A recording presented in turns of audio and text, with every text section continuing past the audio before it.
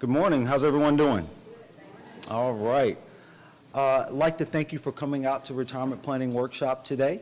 My name is Percy Hill. I'm here with Duke Benefit Department, and we are going to be talking about retirement planning today. I want you to know that restrooms right outside the door.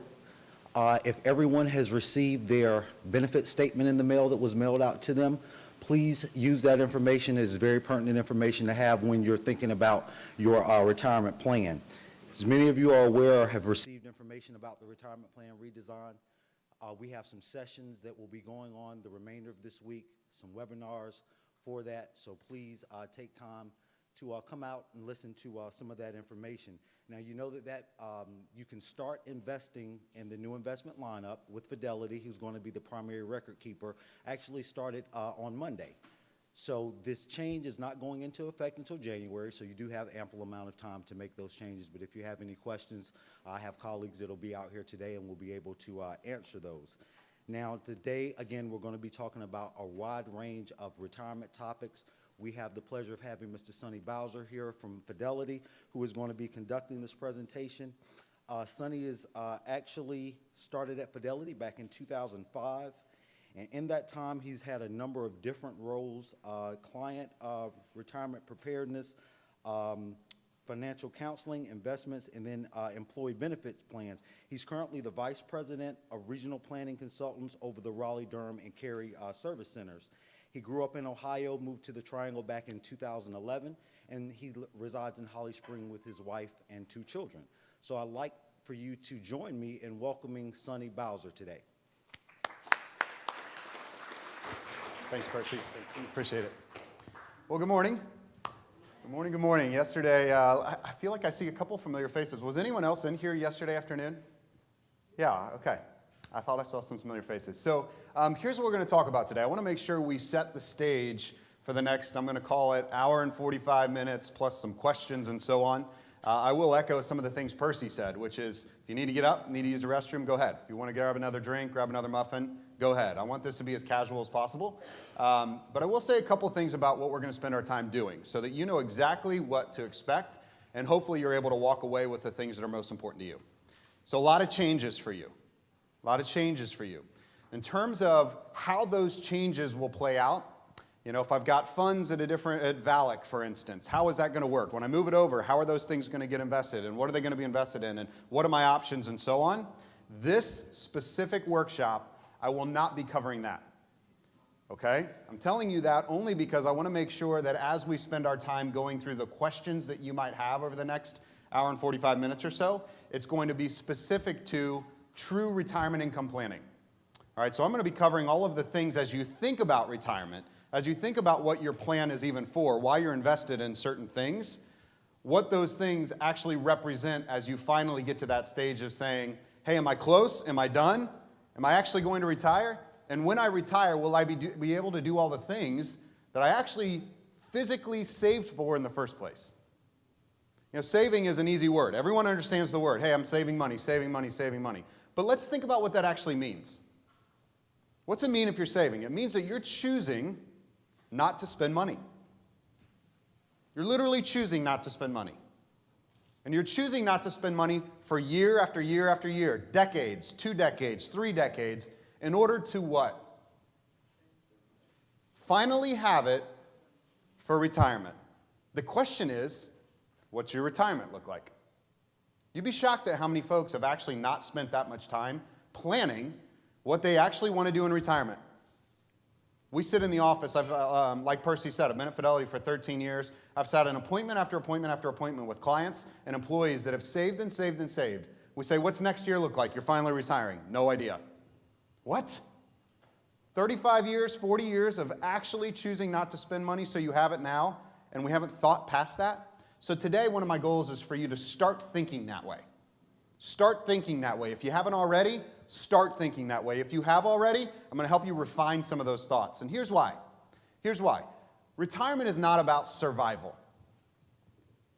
It's just not.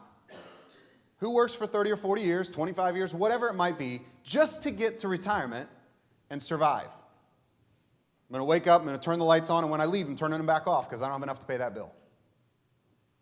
Maybe I'll take a shower today, maybe I won't. Don't have enough for that water bill. Think about it. That's survival. That's the cost of existence. Everyone has to wake up and exist. Turn the lights on, buy food. What about all those other things that you saved the money for in the first place? I'll give you an example. Retirement's not about existing. Retirement is about a lifestyle. And that lifestyle is defined by you. That's what makes my job fun. My wife, Jen, been married for 15 years. She's an artist from the city of brotherly love up in Philadelphia. I'm a preacher's kid from Ohio, right? I'm a left side of the brain. She's right side of the brain. But when you start thinking about all of the things that are important in your life, when you start thinking about the people that are important in your life, other folks that you have to support, other folks you want to support, and I say have to and want to because I promise somebody in this room, if you haven't already, you've already found yourself supporting someone that you feel like you have to. And some of you are helping support others that you want to, and that's fine. But the goal is, if we look at your situation, my wife always says to me, don't you ever get bored talking about the same things every day? And the answer to that is not really. Not really. Because what you define as your lifestyle is very different from what you define as your lifestyle. I'm the youngest of 3 kids. I have 2 older daughters. One of my sisters has 5 kids. One of my sisters has 4. I have 2 daughters. My mom lives in Columbus, Ohio. I have a sister that lives about an hour north of her, and I have a sister that lives in Orlando, Florida. If you were to ask my mom what it cost her on an annual basis to travel to see her 11 grandkids, she would tell you exactly how much it costs on a regular basis to do that. Do you think that expense for her is essential to survival? Now, you could argue that, well, it's not as essential as eating. From a psychological standpoint, emotional standpoint, what she wants her life to look like, you better believe that's essential for my mom. So the question is, as you start thinking about those things in your life, as you start thinking about the next 5, 10, 15, 20, 30 years of retirement, what are those things? What are those things that you would call non-negotiable? What are those non-negotiables? That's a non-negotiable for my mom. What are those things for you? Could be a hobby, could be traveling, could be gardening, could be taking care of, kids or grandkids, whatever. It could be supporting a charity. When you start thinking about those things, they aren't perhaps essential from a survival or existence standpoint, but they are to you. And so we're going to talk about some of the things you have to consider as you think about retirement planning today. And I want you to think about it in this big bubble of what is the lifestyle you want to live? Have you thought about your lifestyle and how the things I'm going to talk about today impact you? And I'm going to talk about a lot. All of the information I'm talking about is in your pamphlets. You can take notes the whole time. I will also say this. We'll have a few minutes at the end for questions, but yesterday I took questions as they came. So in a room like this, with y'all in here, I can hear the questions. We'll take them as they come, and I'll try to go that direction. If for whatever reason we get off course, maybe I'll push them to the end. But I'll try to start taking questions as they come. But I will just say this as well. I have Chris Mann in here with me, my colleague. Chris is here on campus all the time. If I have any plan-specific questions, he's the expert on the plan. So I might shift some of those questions over to him, or it might make sense for you to be at the 11 o'clock today. That's going to really dive into some of those plan-specific questions, okay? Does that sound good? We're good? All right. So how do you know if you're ready to retire? How do you know? How many of you thought at one point, you know what? If I just save $1 million, or if I just save $2 million, or whatever it might be. I have client after client come into the office that says, if I can just get to $2 million, in their mind, they think, I'll just get to $2 million, I'll go find something that pays 5% a year from a fixed investment, not risk it at all. My $2 million is going to make $100,000 a year, and I never touch my $2 million. Easy. People think that all the time. Because in the past, interest rates were high enough that you could do that. That you could go find an investment that pays you 5, 6, 7% a year, make your, on $2 million, $100,000, $120,000, $140,000 a year, never touch the principal, life's great. Interest rates aren't where they used to be, though. So creating an income stream in retirement is something we have to think through. I'm going to look at a number of different ways to do that today. Some of those things are pensions. Some of those things are Social Security, which, by the way, is a pension, right? You funded it. Every single paycheck, you fund your pension through the government. It's called Social Security. We're going to look at some other things as well. All right, so the goal here today, again, funnel some information to you so that you feel like, at the end of the day, you have what you need to take the next step to make great decisions around planning for retirement. How many of you are within, let's call it, 3, 4, 5 years of retirement? It's fantastic. It's fantastic. What are you going to do on day one? Okay, nothing. Wonderful. Wonderful. There's a movie I saw one time that they asked him, hey, if you had $1 million, what would you do? He said, I reckon I'd do nothing. Right? That's the point, right? I'm going to relax. I'm going to take a breath. I've been doing this for a long time. Wonderful. Just want you to think about it. So let's look at some of the common things that you have to think about. So you see some pictures on here. You see a house. You see family. You see medical. Where are you going to live in retirement? Because it matters.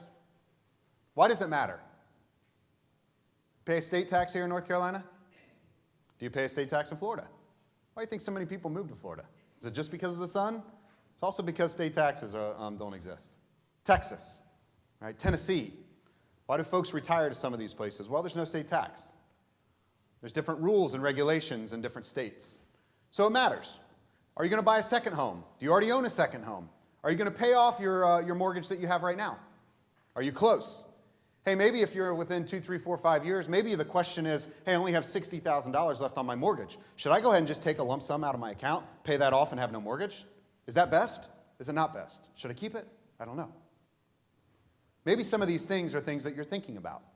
Right? This is the reason why you want to kind of gather the information of your situation, understand what lifestyle you want to live, and allow folks like Chris, allow folks like Alan Collins that's here on campus all the time, any of our advisors in the Triangle at any of our branches to kind of sit down and say, what's important to you? What's on your mind? What concerns do you have right now? So we can help you overcome those, okay? You think about family. I mentioned it earlier. Has anyone ever been put in a situation where they've actually had to care for family members? Yeah. And some of you, it's probably changed the way you thought about how you want to be protected from an insurance standpoint or provided for as you grow older. You know, I know a lot of folks, my mother that I just told you about with the 11 grandkids, her mom, my grandmother just passed away about three and a half months ago. And for 6 months, my mom took care of her in her house.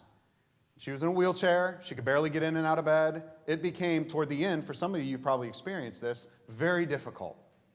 Very difficult. Where she couldn't do, my grandmother, we called her Mole. Mole couldn't do anything.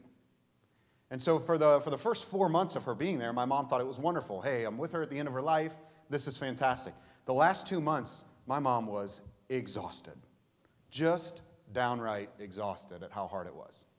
Right? And so it made my mom start thinking a lot about, man, what's that going to look like for you, son, and for my sisters, Katie and Annie? And it made her think a lot about those things. And if you haven't started thinking about those things, those are the types of things we at least want to consider. Some things you may never face, but it's still important that you know you could potentially face them so that we can at least have a plan in place to say, if this happens, will I be okay? You know, there's a major difference between comfort and freedom. Think about those two words. Well, I'm comfortable. Great, you're comfortable. Do you feel completely free from whatever risk we're talking about, or do you just feel comfortable? There's a difference. Because being comfortable is, hey, I'm okay, but if you push me hard enough, maybe I'm not going to be comfortable anymore.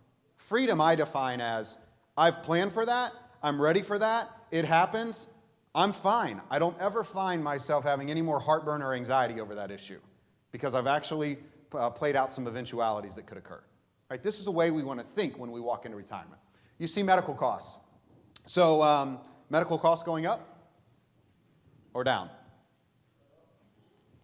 You think they're going to be higher 10 years from now or 20 years from now?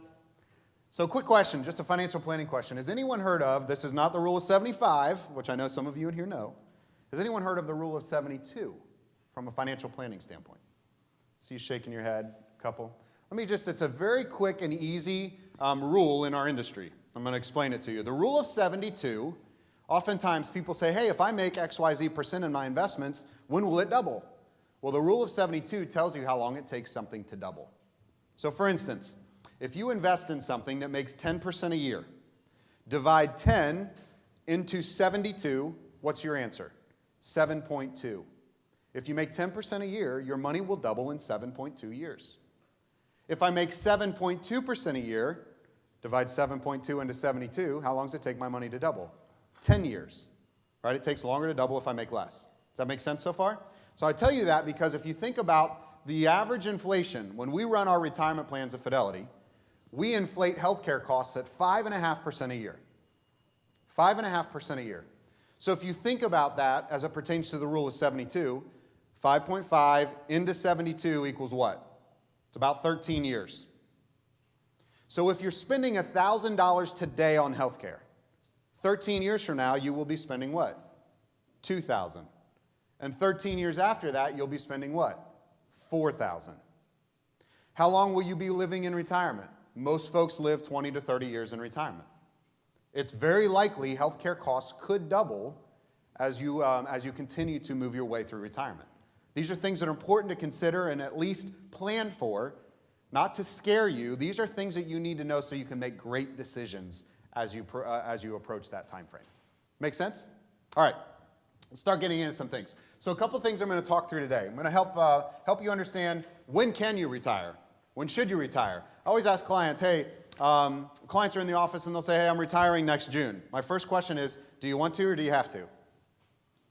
I always want to know. No, I have to. There's no chance I'm working another year. You always have these two different sides. Clients that say, I'm going to work till I have a certain amount of money, and then I'm going to retire. Or they say, I'm going to work till I get to a certain age, and I don't care how much I have, I'm done. Right? There's different sides to that. So we want you to start thinking through that. I want to help you understand and minimize key risks. We talk about 5 key risks in retirement all the time. And you can write this acronym down if you want. It's something that you can remember, because as you think about retirement planning, you have to make sure you have a plan in place for these 5 key risks. The acronym is WILMA, like the Flintstones, W-I-L-M-A. And W stands for withdrawal rate. If I've got $1 million, how much am I withdrawing from my $1 million every year? A withdrawal rate, if I'm taking $40,000 a year from that, that would be a 4% withdrawal rate. The higher my withdrawal rate, the more likelihood I have of depleting those assets at some point in the future. So withdrawal rate is a risk in retirement. I in WILMA stands for inflation. I just told you about healthcare inflation. Is inflation an issue here in the United States at this point? You're starting to perhaps read a few more articles about it. We finally started to see some small acceleration in inflation, but inflation is still somewhat very low, the 2.5% range. It's not very high yet. Okay? Now, in the late 70s, early 80s, for those of you that had a mortgage or bought CDs in the late 70s, early 80s, you probably had a double-digit % mortgage. Inflation was rampant. Why does inflation matter? You always hear about why inflation is bad. What does inflation really mean? Some inflation is good. Inflation means what? It means that companies that actually produce something can do what? Raise the prices. And why can they raise prices? Well, they can raise prices because you have more money in your pocket to buy whatever it is they're selling. And you feel the freedom to do that because you're not strapped for cash or anything like that. So it actually implies that things are good. Deflation can be just as bad. What does deflation mean? Well, deflation means that companies have to continue to charge what? Less and less for their product. Why? Because you're not comfortable spending the money you have. That's not a good thing. Think about a deflationary environment. A deflationary environment, I'll just give you an example. Let's say you want to buy a flat screen, and you go to Best Buy to buy a new flat screen, and you see that that flat screen is a $600 TV. Well, let's say we're in a period of deflation, and you say to yourself, well, things continue to go down in price. I'm going to wait a month. Maybe it'll be less. And so sure enough, you go back to Best Buy a month later, and that TV is now selling for $510. And you think to yourself, fantastic. I'm going to wait another month. This is what happens in a deflationary environment. And then by the time Best Buy buys that or sells that TV to you 2 months from now at $420, they made no money on it. And as a matter of fact, they're not ordering those TVs anymore, which means all the manufacturers of all the parts that go into that TV, are they buying anything from them anymore? No. A deflationary environment is just as bad. Right? So inflation is, in fact, a good thing as long as it's not hyperinflation that we saw in the late 70s. Inflation is something we look at. L in WILMA stands for longevity. How long are you going to live? I hope a long time. I hope a long, healthy life, as long as you're healthy. Here's the thing about retirement planning. Longevity kills retirement plans more than anything else. You know why? Because if you live till 110, you need your money till you're 110. It sounds crazy. Statistically speaking, married 65 years old, married couple at 65 years old, statistics show that one of you, husband or wife, will live, there's a 50% chance that one of you live till 94, 95, 96 years old.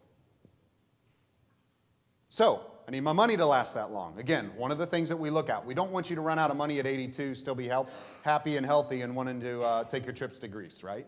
We don't want that to happen. M stands for medical costs. We've already talked about that. I've already talked to you a little bit about what the inflation rate is on medical costs right now. So I'm not going to go any further on that. A stands for asset allocation. Asset allocation.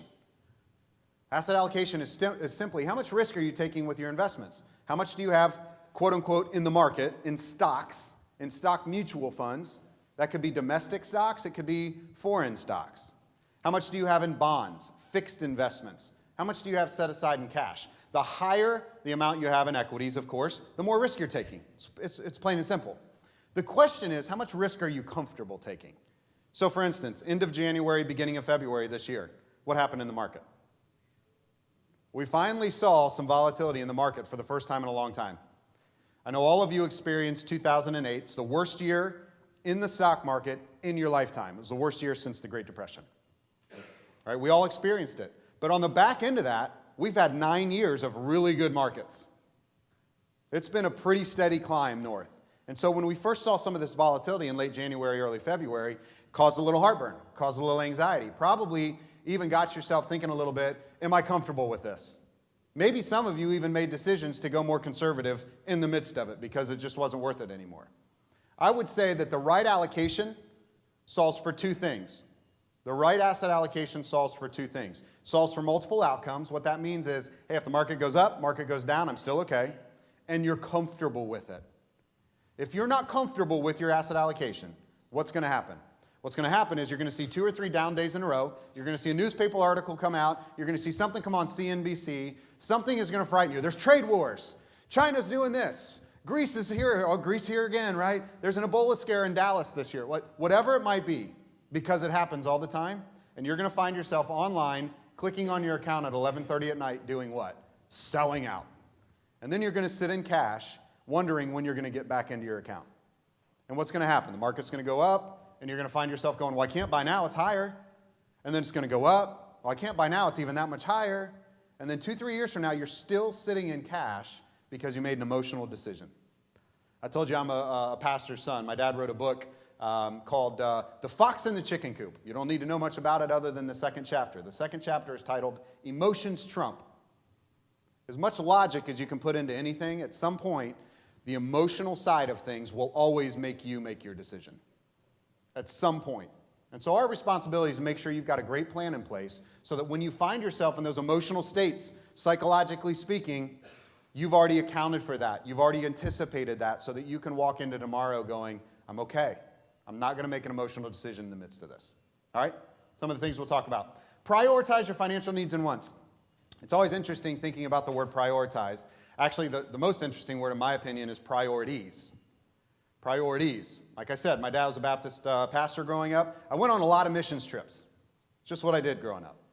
I had a lot of friends that went on missions trips. I had a friend come back from a mission trip one time. He said, I learned the most interesting thing. I said, what? He said, for those of you that know, when you go on a missions trip, you're always kind of in a foreign country. You always have a translator that's kind of translating the things you're saying. He said, I came back and I used the word, when I was talking to the crowd, I used the word priorities. And the translator stopped and looked at me and said, we don't have that word. I said, what do you mean you don't have that word? He said, what you're asking me to translate is priorities. Priorities literally means a list of firsts. How do you have a list of firsts? First means first, not first. Something has to be first. So when you think about your life, when you think about what's most important to you, start thinking that way. If in fact you did have to cut back on spending at some point, what would go first? What would go last? And whatever's going to go last, that's your priority. That's the thing you will not get rid of beyond a shadow of a doubt. All right, so we want to think through those things for you. Again, it's defined differently for everyone. Then we're going to stay on track and live the retirement you want. So we're going to get into a couple things. I'm about ready to get into Social Security and Medicare and some factual-based stuff. It's probably less fun, but it's really important for you to understand how it works as you think about what the next 5, 10, 15, 20, 25 years are going to look like for you. If you're in your 50s, you're probably getting closer. We talk about super save, make great plans, initial planning session. This is when you want to make sure you sit down and start making sure you're in a good spot for the next 5, 10, 15 years before you get there. Why? Because there's no reason to wait. There's no reason to make poor decisions now if you could have accounted for some of those things so that you can retire when you want. It's important to do that. We talk about super saving in your 50s. What do you think we mean by that? Yeah, it's save as much as you can, but the reason we say in your 50s that it's save as much as you can is this is usually when you're in some of your higher earning years. This is usually, I have 2 daughters, 12 and 10 years old. When I'm 53, my 10-year-old will be graduating college. So hopefully, I might not have a college bill past that unless she wants to become a doctor or anything else, right? So usually I'm in higher earning years. I'm kind of early, mid-50s. I have an opportunity, maybe my house is paid down or paid for, or a lot of my debt is paid down. So I have this opportunity to save more. So that's what we mean in 50s. Now that's not the case with everybody, and I don't want to just make a peanut butter spread per se, but in your 50s, if you have the ability to save more and you haven't been saving anything other than maybe some minimums, this might be an opportunity to accelerate some of that to put you in a better spot. Right? When you get to your 60s, early 60s, you really need to look at putting a detailed plan in place. Hey, let's look at your budget. What are you spending across the board? How much did you spend on travel? How much did you spend on your pets? Y'all, you would not believe how much people spend on pets that they don't even think about. I go on, my wife and I and our 2 daughters, we go on vacations all the time. We have a 3-year-old boxer, and we board him a lot. Boarding is not cheap. And then you kind of get in there. I don't know if you board a dog. You get in there, and they're like, hey, do you want them to play today? We'll take them out with other dogs for $8 a day, and we'll clip their nails before you come. And do you want to shower at the end of the week? And hey, do you only want him to play with 2 dogs, or do you want him to play with 6 dogs? Because 6 dogs is $12 a day. Like, it's amazing. And so you end up at $62 a night for boarding your dog, and you're gone for a week, and here you go. I just spent $1,500 on a vacation, but $420 boarding my dog. Right? It's amazing how much you can spend on things that you just don't even realize sometimes. All right? So detailed budget's very important. Reassessing risk and asset allocation, I've kind of already talked about that, and make sure we're building that defined, or that detailed financial assessment. Where are you at? Where are the risks potentially? Then we head into kind of mid-60s. Medicare eligibility. I'm going to jump into some of that. We're going to talk about some of your Social Security strategies as well. And this is when you're making your final work-life balance decisions. You know, oftentimes I have clients in the office again, like, hey, I'm going to retire next June. Do you want to retire earlier? If you could, would you? Some people say yes, some people say no. Again, this is why it makes our job so fun. What do you want to do? Have you thought about it? It's so interesting how many things in life you find yourself going, you know what, you just end up doing it. And then if you took a step back, you find yourself going, you know, I guess I just did it because I thought that's what I should have done. We're not really that introspective sometimes about some of these things. This is your retirement, 30 years of saving. Let's be introspective enough to say, this is what I want. You know, at some point, you know, in life, you always, as you're a kid, you always get asked, what do you want to be when you grow up? I want to be a fireman. I want to be a baseball player. I want to be a doctor. I want to be this. I want to be that. At some point in life, that question changed to, what do you do? Well, what happened to what you actually want to be? Like, what do you want to be in retirement? What do you want it to look like? That's different than just what you do. Well, I wake up and this is what I do. Well, what do you want to be? How do you want life to feel? That's the way we want you to think through it. We're going to look at preparing your portfolio for required minimum distributions, how that feels, what you have to be aware of, and what kind of income you're going to get from that. So we're going to look at frequently asked questions. Social Security. Social Security. All right. Government benefit. You didn't pay into it, right? Nope. Every one of you funded Social Security. I always ask the question. We're going to talk about annuities a little later too. So you can kind of have some information on whether or not annuities are things you want to consider and some of the pros and cons. It's always interesting when I hear somebody say, hate annuities, don't want to consider them. Well, okay, then I'll go ahead and take your Social Security. Because Social Security is the largest annuity. You paid into it your whole working life so that you could get a lifetime benefit from the government, right? We're going to look at some of the strategies that you can actually implement. You can take Social Security as early as what age? 62. Most of the time. If there are reasons that you could take it a little earlier. For instance, if you have a deceased spouse and you're a widower, you could take it a little earlier. If you're a widower and disabled, you can take it even a little earlier. There are some qualifications that you can get to Social Security a little earlier. The question that I want us to think through is, why would you take it early? And we're going to talk through some of those things because it's a really important decision that you're going to have to make at some point.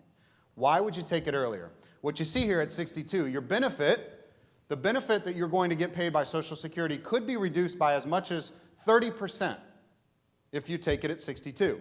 So if I have a $2,000 full retirement benefit from Social Security, and I take that benefit at 62 instead, what might my payment be instead of $2,000? Could be reduced by as much as $600. I might only have $1,400 a month instead of $2,000. Now you think to yourself, yeah, but I'm collecting it for 4 or 5 years instead of waiting. Well, 4 or 5 years at $1,500, $1,500 a month, $18,000 a year, $18,000 a year times 4 or 5 years. It's not that much. It's not, as much as $90,000 that you're taking versus you might have 25 or 30 years of retirement that you need those payments. Okay? So we're going to talk about some of the pros and cons here. Full retirement age calculated based on your retirement or your working years, something called your primary insurance amount. Your primary insurance amount is calculated by looking at your highest 35 years of earnings. I know this is kind of some of the factual-based stuff. I just want you to kind of understand how it's built. Now, once you get to a certain level every year of earnings, do you pay Social Security tax anymore? The answer is no. This year, if you make more than $128,400, you no longer will see. I'll tell you, later this year, if you're that person that makes that much, one of these paychecks that you get, one of the stubs that you look at when you see that you've crossed 128.4, you'll no longer see a line item for Social Security tax. Because over 128.4, you're no longer paying it. So you only pay Social Security up to 128.4. All right? Maximum benefit, age 70. You can get as much as 132% of your benefit. So let's get this right. If your full retirement age, and I'm going to show you all these full retirement ages here in a moment, is 66, if I wait until 70, I get an 8% pay increase every single year until 70. Anything else you can get a guaranteed 8% on right now? Pretty difficult. Pretty difficult. Now, the question is, can I wait that long? And there's a number of things you have to consider as you start thinking about, should I wait that long? For instance, some of the reasons why clients or employees should consider taking an employee or a Social Security benefit at 62 is very simple. Health issues. If you've got health issues and you know longevity-wise there's no chance I'm making it past 10, 12, 15 years, it probably makes sense to consider taking Social Security earlier because you might not make it to that point in the future where it made sense of delaying. Okay? What if you actually need the money? What if you have no other benefits from a predictable source of income month-to-month standpoint? What if you need $5,000 or $6,000 a month? You don't have a pension. You only have investments. This is your only paycheck every month that's guaranteed, and you don't have perhaps as much in assets as you'd like. It might make sense to start that Social Security benefit earlier because if you don't, you might deplete your assets so quickly that you have nothing at 75. So it might make sense to start Social Security earlier. I'm saying might, and you might be going, okay, well, was that me? Is it not me? The intent of this time is for you to understand this is something you have to look at and consider for your situation. Allow Chris, allow Alan, allow any of the advisors and any of the offices in the Triangle to actually look at your situation. Because you can bring in your Social Security information, we'll run it through every analysis and say, this is in your best interest based on where you're at, all right? But these are important things for you to consider and know. All right, 132% of your benefit. If I wait past 70 to collect Social Security, is that worth it? The answer is absolutely not. You earn nothing more after age 70. Had the question in here yesterday, well, if I wait past 70, is that what? No.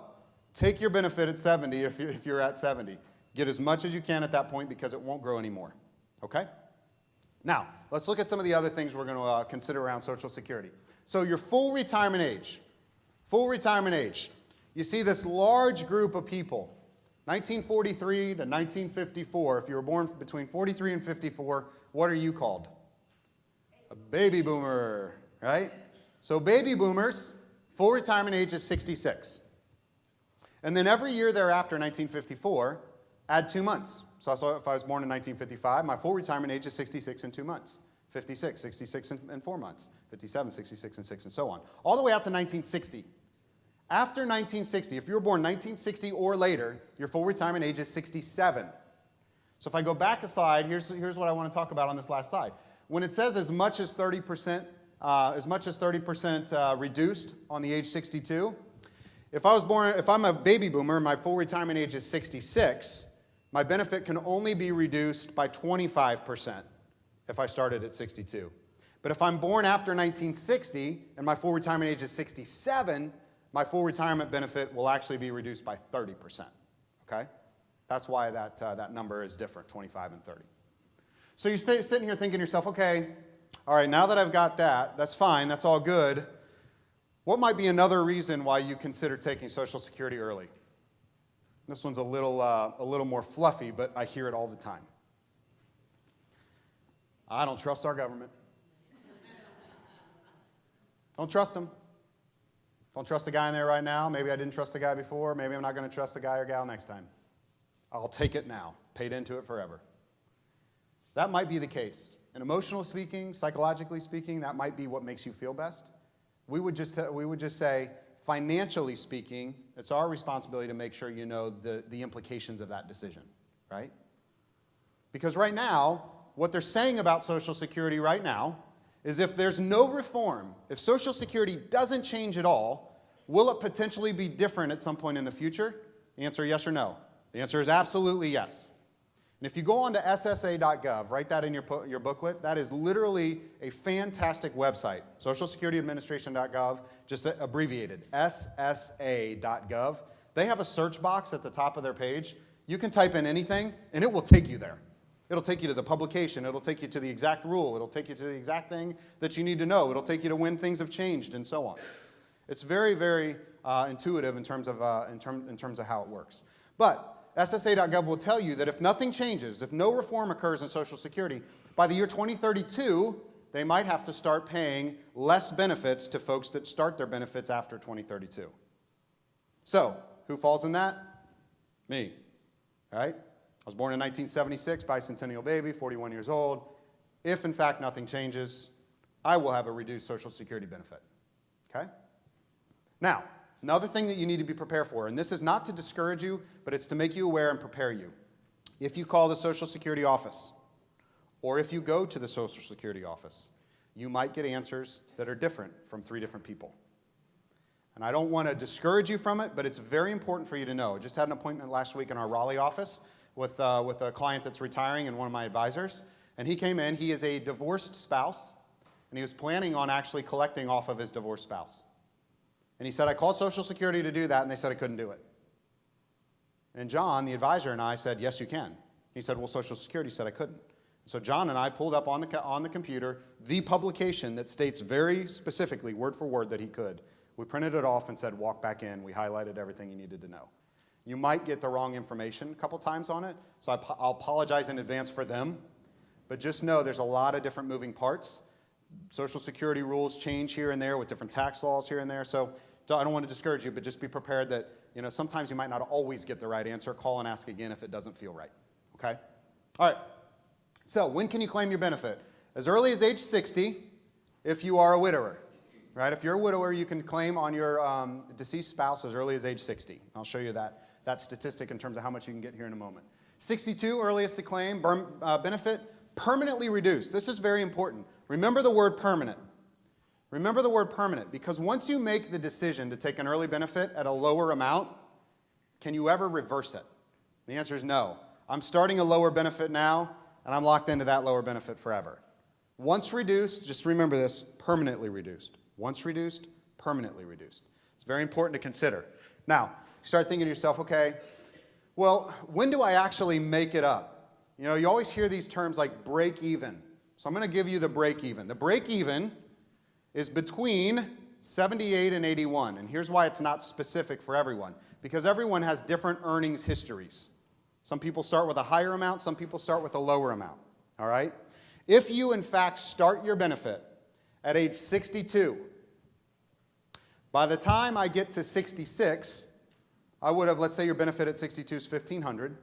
4 years at $1,500, or 4 years at $18,000 is $72,000. I've collected $72,000 by 66 that I would not have collected had I not started it early. Everyone with me? But remember, I reduced my benefit by 25%, which means my benefit is more like $2,100 or so at age 66. So moving forward, every paycheck after, if I would have waited till 66, I'm getting $2,100 and change instead of $1,500. By the time I get to age 78, 79, 80, 81, and again, it varies depending on your benefit, I will get to the break-even point. The break-even point means that if I would have started at 66, I've now collected as much at that age as I would have had I started at 62. So at some point, you've collected the same amount from Social Security. Now, moving forward, what do you want your paycheck to be? The lower amount or the higher amount? The entire intent to a break-even is that once I get to it, had I waited and delayed, I'm now getting that $2,100 and cost of living adjustment paycheck at the break-even versus the $1,500 for the rest of my life. That break-even is very important as you think about it. So the question from a financial planning standpoint is this: how long are you going to live? If you live past 78, 79, 80, you will officially get more money back from Social Security the longer you wait. And I also say the break-even is 78 to 81 because that even calculates that way if you wait till age 70. Because if I wait till age 70, remember, I get 132% of the benefit. If I wait till age 70, yeah, I've lost out on as much as 8 years of earnings, but now I get 132% of that benefit. And does Social Security have a cost of living adjustment? The answer is it should. In the last decade or so, we've had 3 years where it didn't give a cost of living adjustment, but it is supposed to be indexed up for inflation every year. Last year, if you were getting a Social Security payment, it went up by 2%. Would you rather have your 2% adjustment be on $1,500 or your 2% adjustment be on $2,600? 2% on $2,600 is more than 2% on $1,500, so that payment increases at a more rapid rate, okay? There's many, many reasons why you want to wait. Medicare eligibility, I'll get into. Full retirement age, 66, 67, full Social Security available. Maximizing survivor benefits on the right-hand side at age 70. Here's another reason why it might be important to consider, if you're married, at least delaying one benefit. I'll give you an example of my wife, Jen, and I. My wife, according to Social Security, has not worked in a long time. Because she has, since we've had our first daughter 12 years ago, she stayed at home. And she stayed at home, and now she homeschools our daughter. So when you talk about work, she doesn't work as far as Social Security. When you talk about work, she works, right? But she will collect off of my earning years because she's not paying into Social Security right now. Her benefit is going to be very small. She did work a little bit before we had kids. Her benefit will be very small. If I wait until age 70 to collect my benefit, she can start collecting half of mine at age 67 for her. Right? She's eligible to collect half of mine at full retirement age for her. So she can go ahead and collect 50% of my benefit starting at 67. Wonderful. If I delay until 70 to take mine, though, I'll get as much as, I won't get 132% because my benefit started at 67 instead of 66. I'll get more like 124%. But I'm going to get 124% of a benefit, which might be, let's call it $3,500. Well, if something happens to me at some point in the future, what's my wife's benefit? She will get the higher of the two, whatever she's collecting on her spousal benefit or what my benefit was. And if I waited till 70 and I'm getting 124%, she's going to get my benefit. And so from a planning standpoint, a coverage standpoint for your spouse, if one person can delay till 70, it sometimes makes a lot of sense just to make sure that your spouse will be taken care of and have plenty of income coming in should something ever happen to you. All right, so it's a planning strategy that we'll look at pretty commonly. Question?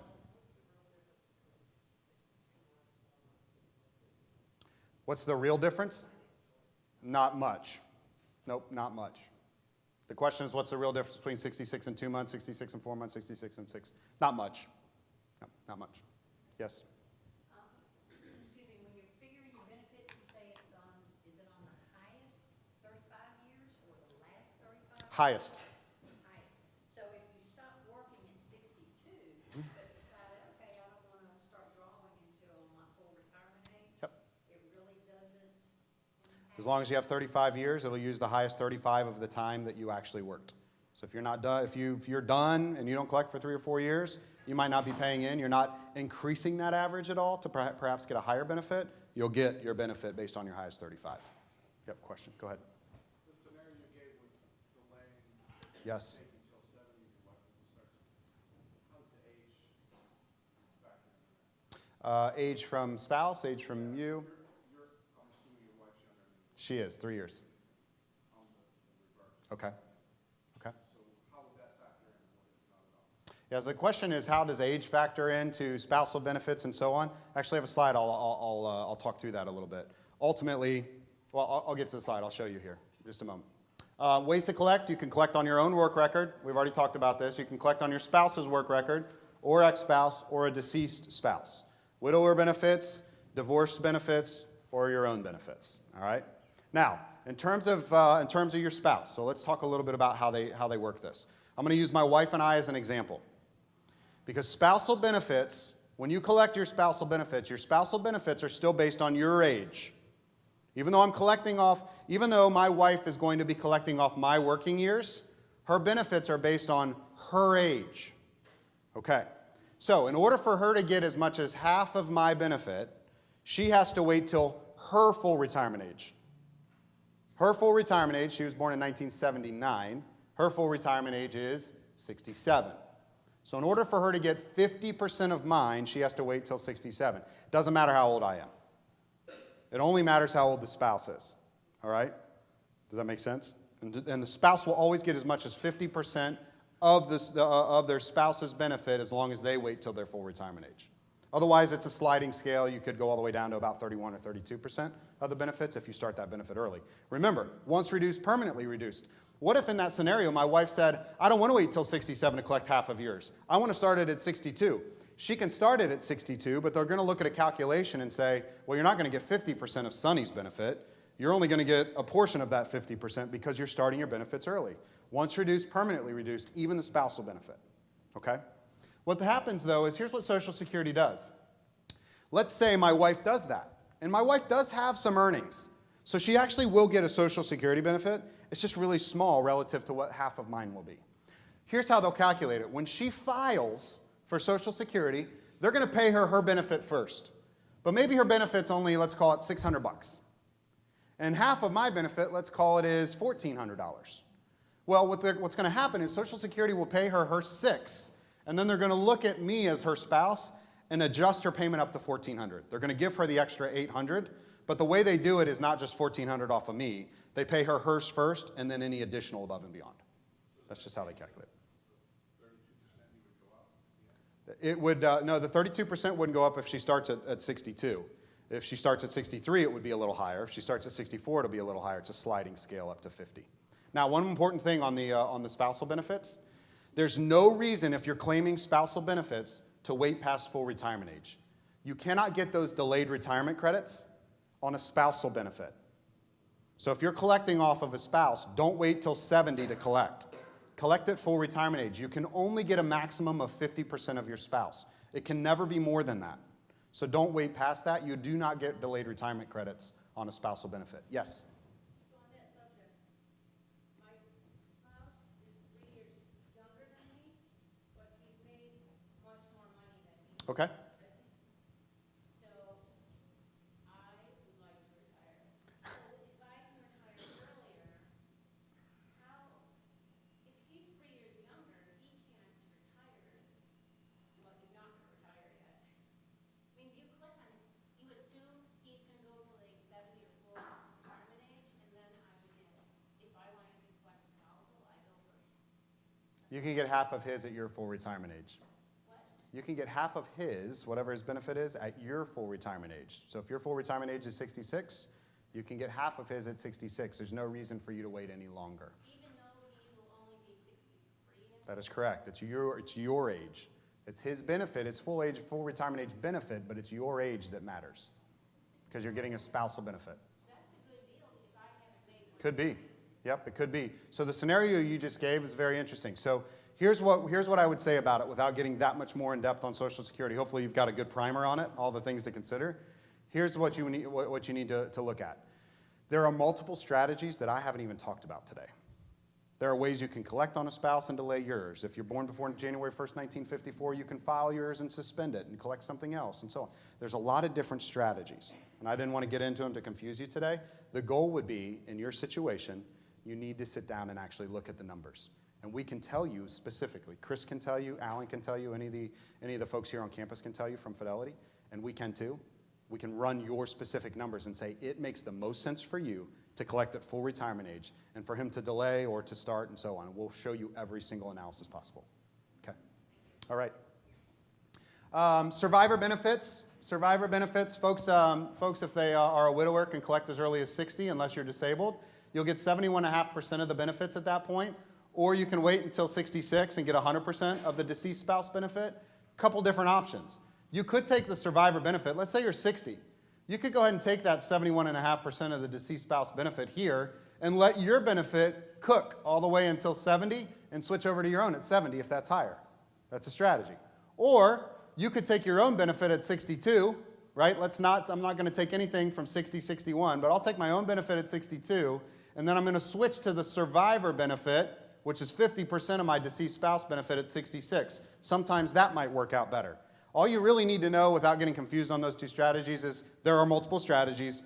Let's run the numbers to see which one's better. We want to maximize how much you can get from something you've paid into for a really long time. Let's maximize it, right? Yes? So your surviving benefit only get it from the spouse's full retirement, not at 60, 70 years old. Good question. Good question. So survival benefit here, you can get as much as 100% of the deceased spouse benefit at 66 plus. But if your husband started an age 70 benefit and his benefit was higher, you will get his benefit that when he passed away. So it will be more than 100%. It would be 132% of his benefit. So for instance, if his benefit was $2,000, his full retirement benefit, 132% of that would be $2,640. You would get $2,640 if he waited till 70. All right. Couple other things that you need to know on Social Security. If you start collecting Social Security before full retirement age, should you work? Kind of a funny question. Should you work? Well, I really don't want to. If you work, you have to be careful on how much you make. So you can't make more than, this year, $17,040. That's it. $17,040. If I make more than $17,040 and I file Social Security and I'm collecting before full retirement age, every $2 I make, they'll take $1 of benefits away from Social Security. $17,040 is that earnings limitation. There's also an earnings limitation in the year you turn your full retirement age, which is somewhat interesting because a lot of folks will retire in the year they have their full retirement age year from a Social Security standpoint. There's an earnings limitation that year as well of $45,000 and change. If you make more than $45,000 in the year you turn full retirement age, in the year you turn it, which is very likely. A lot of folks will turn full retirement age in July of a year, and they worked all year, and they've already made $90,000 or something like that.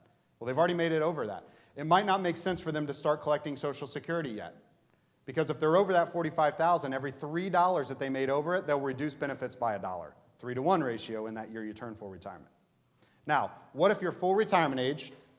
What if you're already full retirement age, you're already there, and you want to work? Is that a problem? No. If you are full retirement age and you want to start Social Security, start it. Totally fine. 66 in 2 months, 66 in 4 months, 66 in 6 months, whatever it might be. Make as much as you want, they don't care, as long as you get to full retirement age.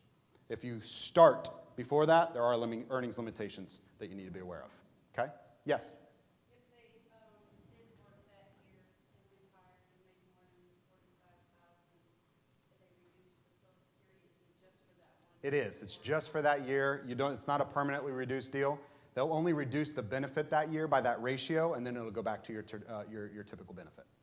Yep. All right. So let me get this straight. Tax considerations. All right. Mr. and Mrs. Government, I've been paying taxes, Social Security taxes, for 30 or 40 years. And now you're going to pay me a benefit. Thank you for that benefit, but you're going to tax me on the benefit that you taxed me on before to pay? Yes. So, Social Security is taxable. It is taxable, and it's likely going to be taxable for you. Here's why I say likely.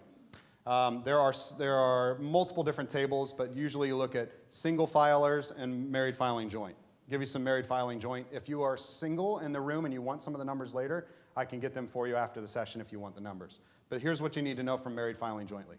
If I am married filing jointly and make more than $44,000, not a very big number, $44,000, 85% of your Social Security will be taxable. If I make between $32,000 and $44,000, married filing jointly, 50% of my Social Security will be taxable. If I'm married filing jointly and make less than 32, it's not taxable. Just make less than 32. Nobody wants to. So you need to be prepared for that. You need to be prepared for that. CPAs, TurboTax, it will all calculate all that for you as it looks at that payment and it looks at your overall income. But just know it's taxable. All right, just know it's taxable. All right, Medicare. All right, let's talk about Medicare. A lot of different moving parts. I'm going to get high level on a couple things that you really need to know about on Medicare. Yes, sir. Question back to what we were just talking about real quick. Yep. So the earnings you're talking about are earnings from employment? If you take money out of a 401k or something like that? Any earnings. Is it? Yep. Okay. You got it. You got it. All right. Medicare. So just a quick description. Define Medicare. What is it? It's your health insurance through federal program, right? That's it. You're eligible for it at what age? 65. Multiple different parts to it. Part A, Part B, Part D, Part C, all kinds of supplemental Medigap policies as well. We're going to get into a couple of those things. So what is Part A? It says it right there. It's not a hard question. Hospital insurance. Do you pay a premium for Part A? The answer is no, almost all the time. The only reason you'd ever pay a premium for Part A goes back to some Social Security rules. So in order to be eligible for Social Security, you actually have to work for 40 quarters in your working career. 40 quarters would be, hey, from January to March of this year, I worked and made a certain amount. That's 1 quarter. You had to do that 40 times in your working life. So if you worked for 10 straight years, you met 40 quarters. As long as you meet and are eligible for full Social Security benefits, you're eligible for Part A at no premium. Okay? So that 40 quarter number is where they get that from. So, no premium, which is wonderful. I don't have to pay for it. If I go to the hospital and I have to stay in the hospital for 40, 45 days, what do I pay? I'm not paying any premium for it. What do I pay? You will pay a deductible on your hospital stay. And the deductible on Part A on an annual basis is $1,340. So it's not outrageous, but it's $1,340. So I'm going to pay that out of pocket. What if I need to stay in a hospital past 60 days? 60 days is an important number. What if I have to stay past 60 days? Do I pay? Does the insurance pay? Is it a co-insurance thing? What happens? The answer is past 60 days, from a hospital standpoint, you will pay $335 a day. There is no co-insurance on Part A. Co-insurance exists on Part B that I'll talk to you about. So, for the next 30 days, from day 61 to day 90, my part that I have to pay if I'm in the hospital for 90 days is $335 a day from day 61 to day 90. That's $10,050 for those 30 days. So you talk about, why do I want coverage above and beyond just Part A and Part B? You want coverage for those types of things. Now, it's not necessarily common for folks to say, for all of you to have to stay in the hospital for 90 days past 65, but it's important to at least plan for it. That's when we're going to get into some of these supplemental Medigap policies that help cover some of those costs. Okay? Does that make sense so far? Above and beyond 90 days, there's also some lifetime reserve numbers that you might, once you meet a 60-day lifetime reserve past that 90 days, your responsibility is $670 a day. All right? So it even goes up higher. So just know there's some numbers that go up. What you need to know is Part A is hospital. First 60 days, I'm just going to meet deductible. They'll cover the rest. Deductible is $1,340. What if I leave the hospital and then 3 months later something else happens? Not the same injury, not the same issue, and I have to go back. Have I already met how's that work? You've already met your annual deductible. You can go back and stay another 60 days. They're not going to charge you it's not going to be starting to add to the other days that you were already in there. Okay? All right. Yes? You said that it's a different ailment. What if the same ailment sends you back in? If it's the same ailment, I have to check, but I believe if you're out past 60 days, it resets it. So I'd have to check on that for sure, but I believe that the reset period is 60 days. All right, Part B, medical insurance. So what is this really? It's kind of outpatient, right? Inpatient, outpatient, inpatient, outpatient. Part B, is there a premium for Part B? Yes. How much is it? So it's $134 is a traditional premium on your Part B. So $134, not awful, right? And not awful. Will I pay it and my wife pay it, or is it just $134 for both of us? We will both pay it. It's $134 for both. You are likely, not always, but you're likely at some point, well, at some point you will be, you're likely going to be getting a Social Security payment at some point. Most of the time, Part B is just deducted from your Social Security payment, and they'll deposit the difference in your account. All right? Now, is $134 what everyone pays for Part B insurance? Okay. Why would you pay more? So this is kind of one of these back testing things. Again, I don't want to be too in the weeds, but you need to know these things exist. Married filing jointly. If I made more than $170,000 married filing jointly, and I'm starting Medicare this year, they're going to look back 2 years. So if I'm starting Medicare this year in 2018, they're going to look at my 2016 income, and they're going to base my premium this year based on 2 years prior. If I make more than 170, my premium will start to go up. All you need to know is if the maximum that your premium can be is just over $420 a month per person, and that you will meet that premium if in fact you're married filing jointly and made more than $320. So $320 is the magic figure for the max premium for Part B. All right? Again, it's easy to get lost in the numbers. Just know that that exists. Premium could be higher. Premium could be higher. Part D, or let's go a little bit further in Part B. Okay, so if I go to a doctor's visit, if I go to outpatient care in any way, shape, or form, what do I pay? I'm already paying my monthly premium. What do I pay if I go? Do you have a deductible on Part B? The answer is yes, but it's a very small deductible. It's only $183.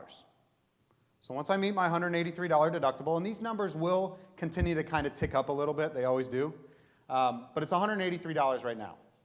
Once I meet that $183, there is a co-insurance that then will kick in. It's an 80-20 co-insurance. I'm responsible for 20, insurance is responsible for 80. Is there a maximum out-of-pocket expense on Part B? The answer is no.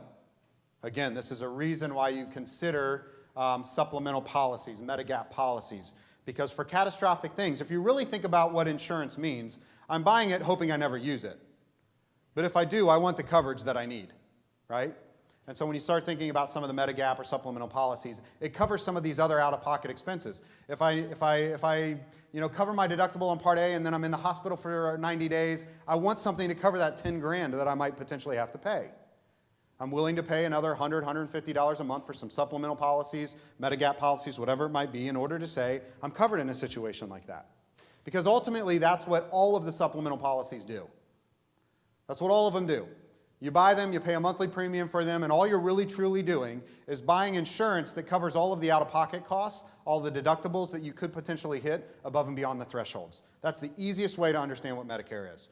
Part A, no cost as long as you qualify Social Security. Part B, premium. Part B, 80-20 co-insurance after I meet a deductible.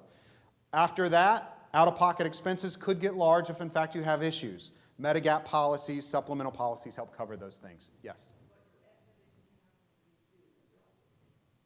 I didn't hear the question. That is correct. So quick question. So when do you actually apply for Medicare? If you are still working and under employer coverage from an employer-sponsored plan, from a health care benefit, you don't necessarily need to go over to Medicare at that point. So let's talk, that actually leads me into where I'm going to go next. All right, we're going to talk about when you actually have to file. Before I go there, really all you need to know, I've talked a lot about what Medigap policies do. Part D is a prescription drug side of things. If you have had over time the need to have prescription drugs at a large, kind of a large chunk all the time for whatever issues you might have, Part D is something that's nice. You'll pay kind of a deductible up to just over $600. And then there's this portion, kind of they call it a donut hole, where they'll cover you'll cover the next portion of the donut hole after you meet the deductible. Then they get to this catastrophic expense, which is close to $5,000. If you're spending over $5,000 on prescriptions every year, you want to consider Part D, because once you get over 5,000, your responsibility is only 5% of the cost. Part D will cover the rest of the cost of any prescriptions. All right. So it's just know that there's some prescription help in there for you as well. When do you enroll? Here's what you need to know. Here's what you need to know. And this is going to get to the work question for you as well. If I turn 65 this month, May of 2018, I could have started enrolling as early as February of this year, 3 months prior, or I could wait till 3 months after, August. So I have 7 total months. All of May, 3 months before, 3 months after. Okay? So you have 7 total months to do it. Should you do it during that time frame? It's a resounding yes. Because if you miss your enrollment period, there are penalties. Your Part B premium will be increased by 10% every year you miss your enrollment. And that penalty is permanent. So this is very important. You do not want to miss enrolling in Medicare during your time frame. All right? Now, if you are still at an employer at 66, let's say you're still working, and you still have coverage through your company, you're not forced to file with Medicare. You actually have up to 8 months after you leave that company, and it's going to look at 8 months after end of coverage with that company or separation of service, whichever comes first. So you have up to 8 months to actually go ahead and apply for Medicare after leaving your actual employer if you didn't in fact apply at 65. At 65, you have to be 65 to get Medicare. That is correct. That's right. That's right. So if you retire before 65, you're looking at any number of things. If your employer still offers any sort of insurance, COBRA, up to 18 months on COBRA, private, you're looking at a number of things like that. Yep. Just trying to, spouse's record. Sometimes folks will continue to work just to keep health care from a spousal standpoint to get to Medicare. Yep. All right, a couple different things here. The main options, you've got unbundled and bundled. Unbundled is just keeping Part A, paying my premium on Part B, and then I'm going to go find some sort of Medigap policy to kind of fill in some gaps. I'm just going to kind of build it and piece it together as needed.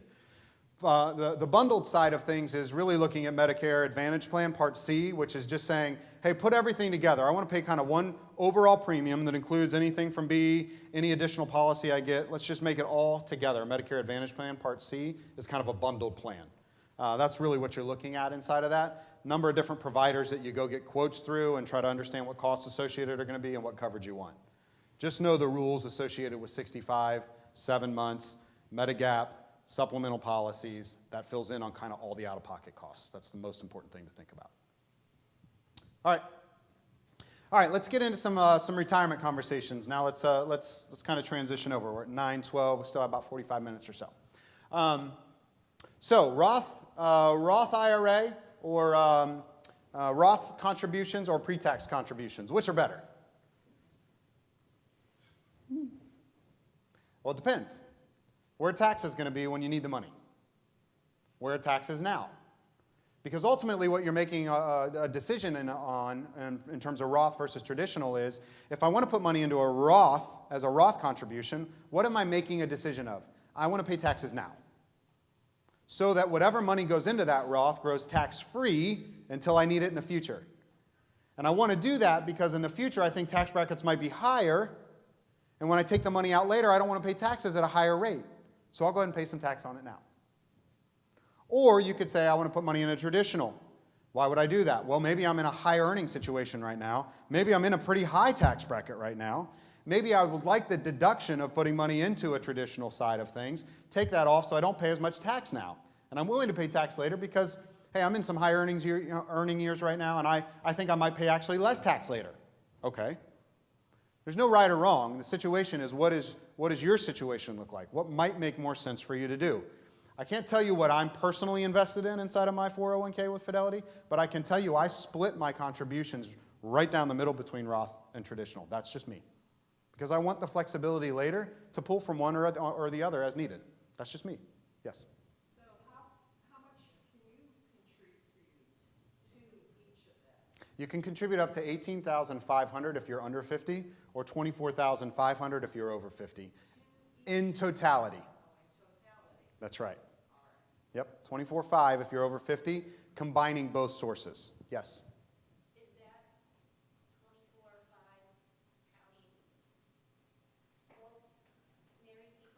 No, it's each. So if my wife were working, she could do the same. Yep. And it does not include any contributions made on your behalf from Duke.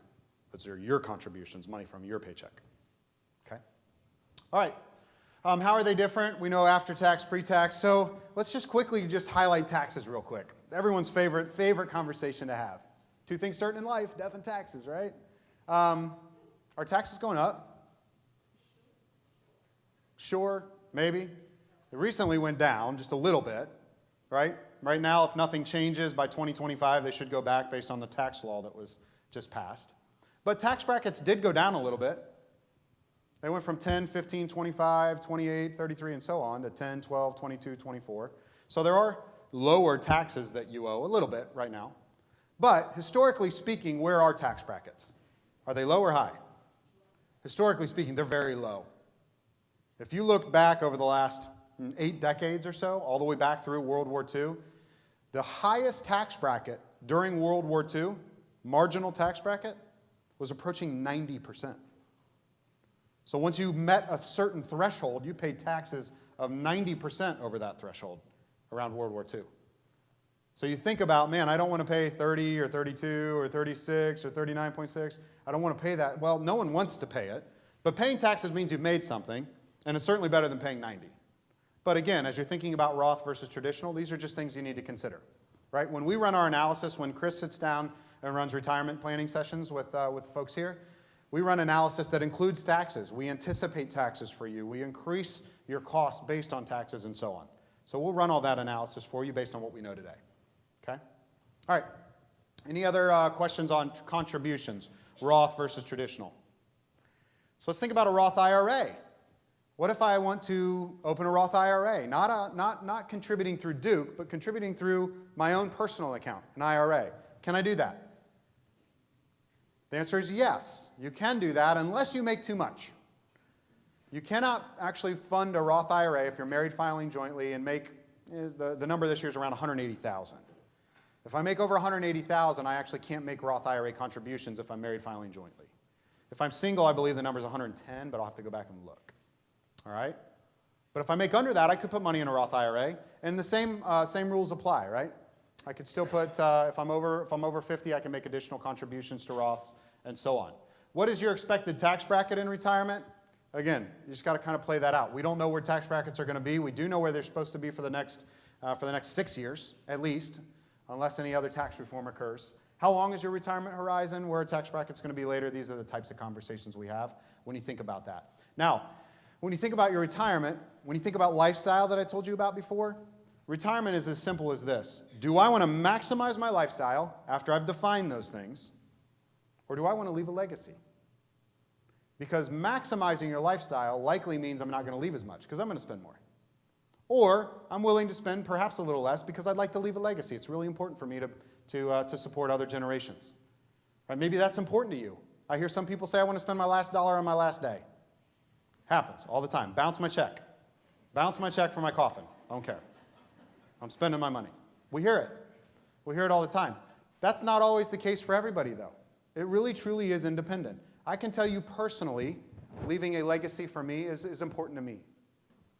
And it's important to me only because I've experienced what it was like. My wife, growing up in Philadelphia, her grandmother from Poland spoke only Polish, ran a bar in downtown Philadelphia. My wife, until she was 8 years old, lived and took the subway everywhere in Philadelphia, rode everywhere with her grandmother. When her grandmother passed away, she left money to my wife, her brother, and her sister. It wasn't a ton, but I can tell you the first 3 years of marriage for my wife and I were much easier than the first 3 years of marriage for a lot of my friends because we didn't have some of the financial issues. I personally experienced that. I'd like to be able to do that for my kids, for my kids' kids, because I know what it felt like, right? So it's important to me. Might not be important to you. Again, very personalized to what's important to you and what you're trying to accomplish with your money. So when you start thinking about other considerations across this, we're going to look at a number of things from just your Duke plan. So just your Duke plan. Each offer, when you think about your distribution options, let's say you're retiring, let's say you're done, let's say you're whatever it might be, you've got multiple options. Leave your savings in your plan, take a partial distribution, move it to a rollover IRA, roll it to a new employer plan, or take a cash distribution. I'm just going to highlight some of these kind of as we run through these, and all the notes from this from these are in your packets as well. So, have any of you ever worked at another employer before Duke? And did you roll that plan into your Duke plan? No. What did you do with it? Some of you cashed out.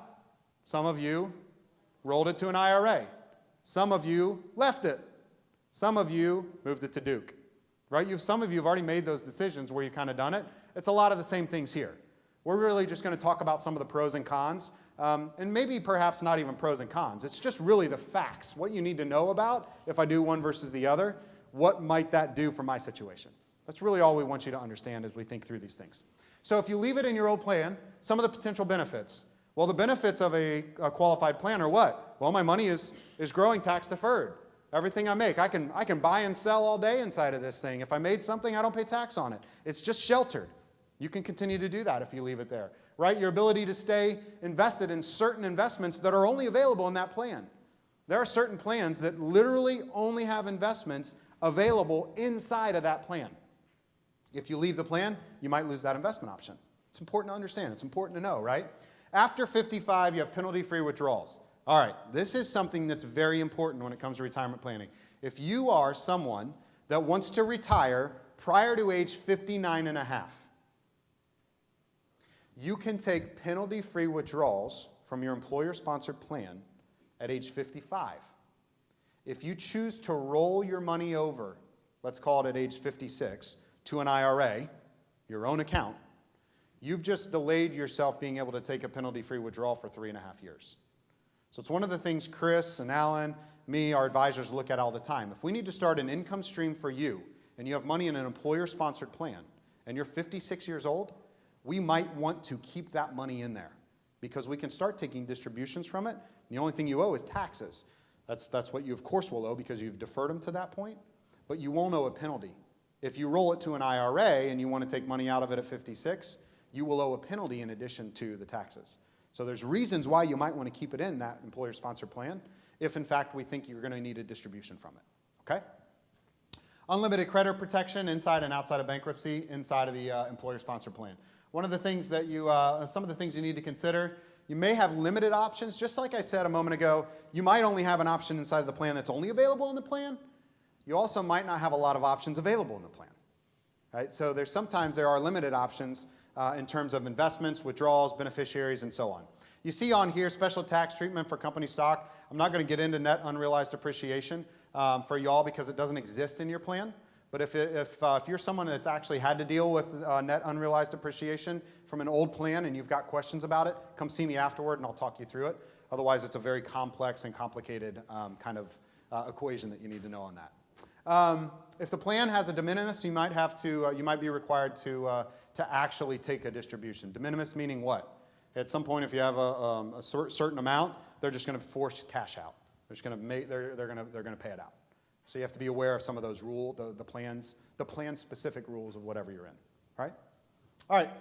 If you take a partial distribution, remember, leave it in a plan, take a partial distribution, all of the same things. Whatever is left in the plan is the same as what we just talked about. But if I take a partial distribution, what do I have to be aware of? Well, I have to pay taxes because I've waited long enough, right? The IRS is finally saying, hey, you've deferred it till now. You're going to owe some taxes on this. So I owe some taxes on it. That's fine. If I'm older than 55, I just talked about, I don't have to worry about paying any penalties. That's fine. And again, all of the other side. If you do take a distribution, they will automatically withhold 20% in federal tax. Automatically. So it's just auto. That's a stick in the mud kind of thing. We're not changing that. 20% will be withheld.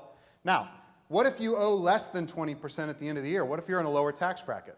Well, when you file your taxes at the end of the year, you're going to get a statement from a 1099-R that shows a distribution has occurred. They've paid you out of this account. And it's also going to show, by the way, you've also already paid XYZ amount of taxes. And so when you go through your taxes with TurboTax or your CPA, they'll automatically figure out if you've overpaid or underpaid. Just like you figure out every single year with your taxes on whether or not you're going to get a refund or owe money.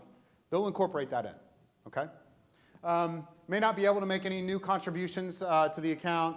May have less money for retirement. That's an easy one, right? If I take a distribution now, hey, I've left. I'm ready to go on a cruise. I'm going to go ahead and take that $8,000 and go on a Disney cruise because they're twice as much as a regular cruise. I know that because I have 2 daughters and we've looked at it. Haven't gone on one yet. But if you take that distribution, what's that mean? Well, if I'm in retirement for another 30, 35 years, I'm losing out on the opportunity for that $4, $5, $6, $7, $8, $10,000 distribution to actually grow over the next 20, 25, 30, 35 years. I'm losing out on that compounding opportunity. Okay? Move money to an IRA. Some of you have already done that. The benefits of doing that are really quite simple. Total flexibility, right? You own it. You don't have to worry about any plan rules whatsoever. There's nothing else I have to worry about whatsoever other than ultimately losing investment options that could be available in the other plan that we already talked about, and any potential costs and fees associated with what I'm deciding to invest in inside of the IRA. So if I'm investing in a mutual fund inside of an employer-sponsored plan, is there a cost? The answer is yes. Mutual funds all have expense ratios. An expense ratio is the cost of running that fund, paying a fund manager, paying the analyst, paying all of the costs associated with making all the buy and sell decisions for you inside of that fund. All funds have it. You'll have the same thing inside of an IRA. But there are a lot of other options inside of an IRA that you can invest in. Individual stocks and options and CDs and U.S. Treasuries and annuities and so on. Like you literally, it's a brokerage account. So you can buy anything you want. And all of those have different costs associated with purchasing, buying, and selling. So you just need to be aware of, if I'm moving it to an IRA, I need to be doing that in order to make sure I've got the right strategy in place. It's flexible enough to say I'm taking it out of my employer-sponsored plan. I'm aware of any cost potentially of what I'm looking to invest in. You just need to be kind of aware of that. And we've already talked about 59.5. If you move to an IRA, you do need to wait till you're 59.5 to take penalty-free withdrawals. Okay? Make sense on that? All right. Move your money to a new plan. Already talked about that a little bit as well. If I leave Duke and I go to, I don't know, anywhere. Has anyone heard that Apple is coming to the Triangle? Think that's going to happen. That could be interesting. Let's say Apple gets here and you say, I'm going to Apple. I'm finding a job there. You could roll your Duke plan into the Apple plan, assuming the Apple plan allows a roll in.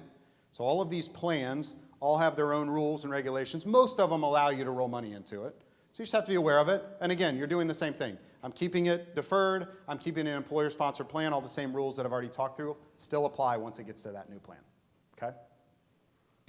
Last thing, take your money as cash. Immediate access to your savings, taking it right now, but you will pay tax on that. If you're under the specific ages we've talked about, you will pay penalties as well. Just need to be aware of those things. Okay? Any questions on that? Wonderful. This is just a quick example. Let's say you're under 50. Let's say you're under 59.5. I'm taking this money from, or let's call it 55. Let's say you're under 55 in an employer-sponsored plan. You take $50,000. They're going to withhold 20, so that already puts you at 40. But let's say you're in the 22% tax bracket, so at the end of the year you actually owe an additional $1,000. And the 10% early withdrawal penalty is not applied to the net proceeds after all this is taken out. It's applied to the original 50. So you actually walk away with only $34,000 in that situation. So again, it's just sometimes it's not worth it. Unless you absolutely fully need the money beforehand, just keep the money in there. Let's get you to a spot where you don't have to pay those penalties. Okay? All right, minimum required distributions. So the basics of a minimum required distribution, what's the magic age on a required minimum distribution? 70.5. I love all these halves. 59.5, 70.5. Okay. So 70.5. In the year you turn 70.5, the IRS is going to say it's been long enough, right? Pay me now or pay me later. They're finally saying, tax bill due. Want some money. So what they're going to do is look at your December 31st value of all of your qualified accounts from the year before that you turned 70.5. So if I turn 70.5 this year, you need to have a total of all of your IRA, traditional 403B, 401k accounts as of December 31st of 2017. That will be what they use as the calculation for how much you have to take out of your account this year. Now, how much do you have to take out? There's a huge sliding scale, and I don't want to get in the weeds, but I'll just tell you the first year distribution. They take whatever the amount was that you have on December 31st, and they divide that amount by 27.4. 27.4. If you divide 27.4 into 100, that comes out to 3.65%. So they're asking you to take 3.65% of your account out in year one. Next year, they're going to divide your amount by 26.5.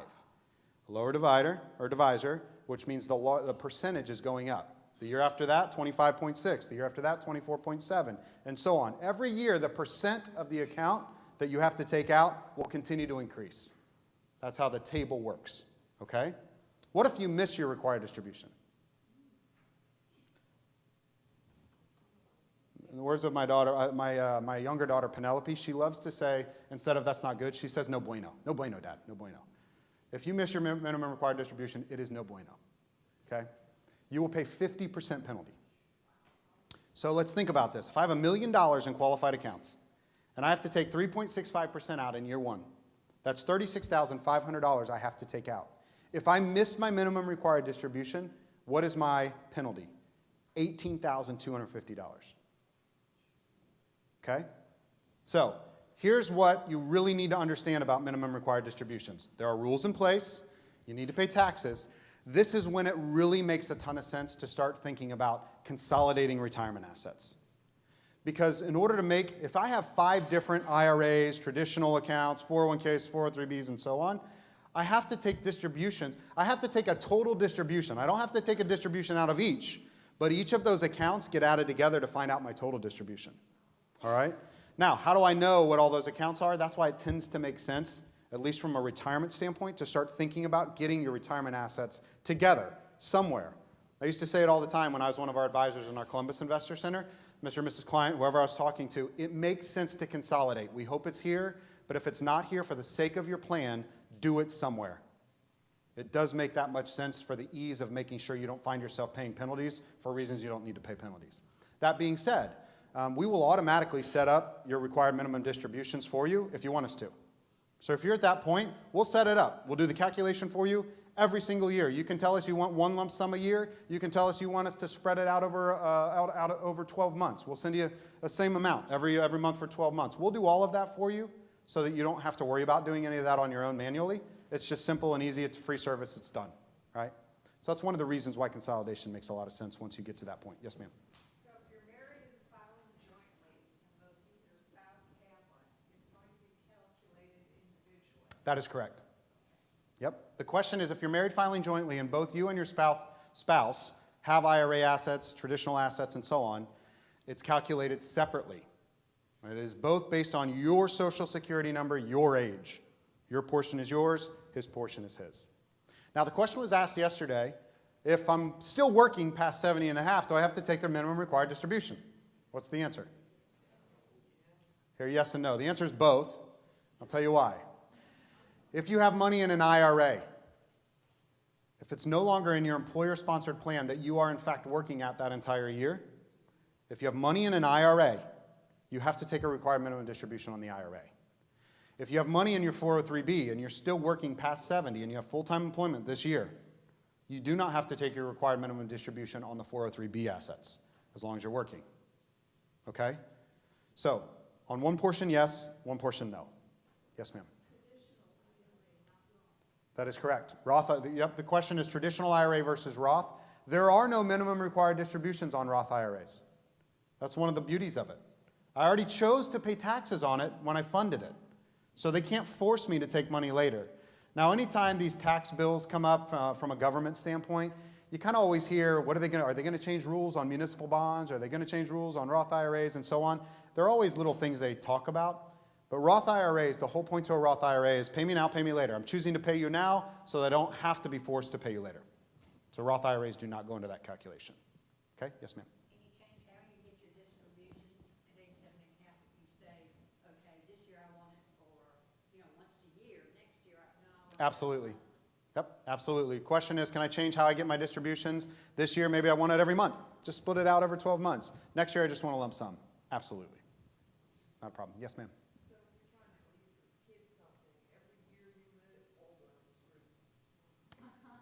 Perhaps. I think that's the technical term. Yes. Live long, screw your kids. I think is the technical term. Yes. Now I will say this from a Roth IRA standpoint: if you have money in a Roth IRA and life insurance, 2 single best ways to leave money. Because the kids don't have to pay any money, any taxes on the Roth IRA, full access to it, touch it whenever they want, no taxes, no issue. Life insurance policies pay out tax-free. So you start thinking about ways to leave money if that's important from a legacy standpoint. Roth IRAs are a wonderful way to do that. All right, annuities. How do they work? So let's just give you a quick primer on annuities. And let's be honest, has anyone ever read of, heard of, talked about that annuities are perhaps not the direction you want to go? I see some heads shaking yes. I'm going to break this down a little bit so you can understand why you would consider them. When you think of the word annuity, think insurance. An annuity is through an insurance provider. The question is, if I'm getting an annuity, do I need the insurance? What am I trying to insure? And if the answer is yes, I'd like to insure that, the answer is, or the answer to your question might be, maybe I should consider it because I want that insurance. Okay? So I'm going to talk you through a couple simple ones. Deferred annuity. When you hear the word deferred, it's tax deferred. So any money in a deferred annuity acts the same way as your 403B or a traditional IRA. While the money is in there, growing, you're not paying taxes on it. A deferred fixed annuity is often called a single premium deferred annuity because I fund it with one premium. Here's what you need to know about that. It is a CD with an insurer. That's exactly how it works. You go to the bank, you buy a CD for 5 years, you get 2.9%. At the end of the 5 years, what do you get? My money back, and every year that I was in it, I got 2.9%. If I buy a fixed deferred annuity, that's what I'm doing with an insurer. I'm going to New York Life, MetLife, Mass Mutual, John Hancock, any number of different insurers, and saying, I'm going to give you a portion of my money for a next specific period of time. They're going to give you a specific return, and at the end of it, you get your money back. It's the exact same thing. It's just who is the provider, bank or insurer. That's it. The only major difference here is if I have taxable money, if I have money that I'm buying CDs with at the bank right now, what happens with the interest you make every year? Well, you're going to get your 1099 at the end of the year and you pay tax on that interest. Albeit it's not that much, but you still pay tax on it. If you actually chose to put that money in a deferred annuity, it's actually deferred, it's sheltered. So if you're making 2.9 on a CD or 2.9 on an annuity, you're going to make 2.9 tax deferred, and it will stay in the account and compound tax deferred. You're not paying tax on that 2.9 every year. And at the end of the 5 years in that scenario, you can decide to either take it out then and pay tax then, or roll it to another annuity and continue to defer it, just like you do traditional IRAs or traditional 403Bs. Does that make sense on that one? CD with an insurer, that's all fixed deferred annuity is. What is the cost of that? Sometimes you hear annuities are bad because they cost a lot. What's the cost of it? The answer is there is no cost. The cost is already implemented in. Here's what I mean by that. When you go to a bank and a bank says you can get a 5-year CD at 2.9%, how much does that cost you? Most of the time the answer is nothing. Why? Because the bank has already decided how much it costs them to offer you that at 2.9, and that's the rate they're going to give you based on the cost of doing business. That's the same thing with a fixed deferred annuity. If an insurer is going to give you 2.9%, they've already figured out how much it costs them to actually offer it at that, and that's the best rate they can give you. That's why John Hancock might be paying 2.9, New York Life might be paying 2.8, Mass Mutual might be paying 2.8125. That's why they all will give you a different rate, because it costs them all something different to offer you at that, and they've already incorporated their costs. Does that make sense? That is the single easiest annuity to understand. CD with an insurer. Cool. All right. Deferred variable annuity. Anytime you hear the word variable, if you hear variable annuity, variable annuity, variable annuity, variable annuity, there is a cost. The question is, what are you paying for? There are variable deferred annuities that are as stripped down as possible, that work just like an IRA. There's no maximums on how much you can put in like traditional IRAs have, so I can put as much as I want into these.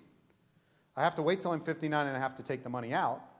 But what's nice about a deferred variable annuity is that 70 and a half, any money I have in it, do I have to take a required distribution? No. So I could invest money in a deferred variable annuity and just let it continue to cook, continue to cook. Now the question is, what are you paying for it? You could pay as little as 0.1% a year in costs or fees. You could pay as much as 4.5% or 5% a year, depending on the annuities you look at. So you got to be very careful of a variable annuity. We have them at Fidelity. We only have a couple because we don't think that more than the couple we offer are really worth it. The costs associated with it are prohibitive in our mind. Okay? So you just need to know that. All right. It is one way to accumulate, though, assets for later in a tax-deferred way. An income annuity, a guaranteed lifetime income annuity, fixed guaranteed income annuity. Here's what you need to know. Just like a CD is on the other side, the example of a CD, a fixed guaranteed income annuity, it's a personal pension. It's basically you deciding to take a portion of your assets and decide to turn it into a lifetime income stream for the rest of your life. You give the insurer $100,000, $200,000, $400,000, $600,000, whatever you want, and the insurer will come back and say, based on the $600,000 you gave me, we're going to give you XYZ per month, every single month for the rest of your life, no matter how long you live.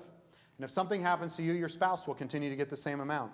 And if something happens to both of you in the first 2, 3, 4, 5 years of actually funding it, we'll make sure that whatever you put in goes to your estate so that we don't keep the rest. It's very different than a company pension. Oftentimes on a company pensions are wonderful. A lot of people don't have them. Fidelity doesn't have a pension. All of my money goes into a 401k. But some of the issues with company pensions sometimes are if something happens to me and my spouse very early on, what happens to all the other money? Company pension keeps it. On a guaranteed income annuity that you fund personally, you have the additional protection to know that your heirs will get what you don't. Now, if you live a long time, the whole point to this insurance, what are you insuring? I'm insuring longevity. If I live till I'm 110, I get the payment till I'm 110. And if something happens to me and my spouse lives till they're 110, they get the payment till they're 110. That's one of the ways to actually hedge against living longer, and it's one of the ways to hedge against the market dictating whether or not you get a paycheck. Because if you don't have this source of income, then what you're depending on is your assets. And if you're depending on your assets, then I'm depending on or hoping that the market does what I hope it's going to do in order to sustain or supply me with a monthly income. Make sense? One of the ways you could think about this is, well, I'll give you an example. Fidelity does not have a pension plan. All my money's in a 401k. But what if I was retiring this year and Fidelity said, you know what, we are reinstating our pension plan. And we're giving everyone the opportunity to do a reverse rollover to a pension. Take whatever portion of your 401k you want, put it back in our new pension plan, and we'll pay you for the rest of your life. That's basically what you're doing with the guaranteed income annuity. You're taking your own money from your savings and funding your own payment for the rest of your life. Make sense? What is the cost associated with that? Nothing. The insurer has already decided or has already run the calculations on what they can provide you. They already incorporate the cost, just like a CD at a bank. Now, when I say costs associated with it is nothing. You don't see any internal fees. You don't see payments go down or anything like that. Part of the reason annuities in the industry have a quote-unquote bad rap is a lot of folks sell them because commissions are high. Oftentimes, brokers will make 5, 6, 7, 8% on selling you an annuity. Most of those annuities are variable annuities. Why do they make so much to sell you a variable annuity? Well, they make so much because the insurers know that they're going to make 3, 4, 5, 6% in fees every year, so they can pay somebody a commission of 8% to sell it. Because not only are they going to make that in fees every year, you're likely in that. One of the issues with annuities is once you make the decision, they're oftentimes very hard to reverse. Certain annuities, where you have to stay in it 7, 10, 12, 15 years, otherwise you pay a massive fee. If you've ever heard of an annuity that gives you a bonus, hey, give us $300,000, we'll give you a 10% bonus. Why would anyone ever do that? Because they know they're going to make it back in fees in the next 3 or 4 years. Okay? So just if you're considering or looking at an annuity, allow us, allow Chris, allow Alan, allow any of the advisors just to look at it and say, hey, let's talk through what are you insuring? Is the insurance worth it? If the answer is yes, let's put it in the plan. Right? Question. Yep, compelling. What would be compelling on a variable annuity? Variable annuities have something called a rider. And a rider are options that you can add to an annuity. I'll give you an example of an option. Let's say I have $200,000 and I'm retiring in 10 years. I want to go ahead and fund a variable annuity now that has the option of every time the market goes up, it locks in a new minimum balance for me that I'm going to draw my income off of later. So if $200,000 goes to $220,000, then at the end of year one, even if it goes back down to $190,000, $180,000, $170,000, and it's never as high as $220,000 again, but when I need my income in 10 years, the account's only worth $140,000, I'll actually get income based on $220,000. So they have different options like that. What do you pay for that? 1.5%, 1.75%, 1.95% per year to get that option. So every time you add one of those options called a rider, you actually pay more in fees for that. Some of them are wonderful. Some clients are happy to pay that fee in order to know, hey, let this participate in the market. If it goes up, wonderful. If it goes down, I know I'm getting income based on what I started at. So it's one of those things where you have to, again, is it compelling enough to pay the insurance cost? Do I want that insurance? If it is, consider it. Okay? You're welcome. Good on that? Same thing, the variable annuity that I just described from a guaranteed income standpoint is what I just described to you, a variable income annuity. All right, let's keep moving. Some of the trade-offs I've already talked through on annuities. You can kind of see those on the screen. Time we at, 9:44? Limited or no access, depending on the type of annuity. Obviously, you have to worry about the insurer's ability to pay. Let's just face it real quick on insurer's ability to pay.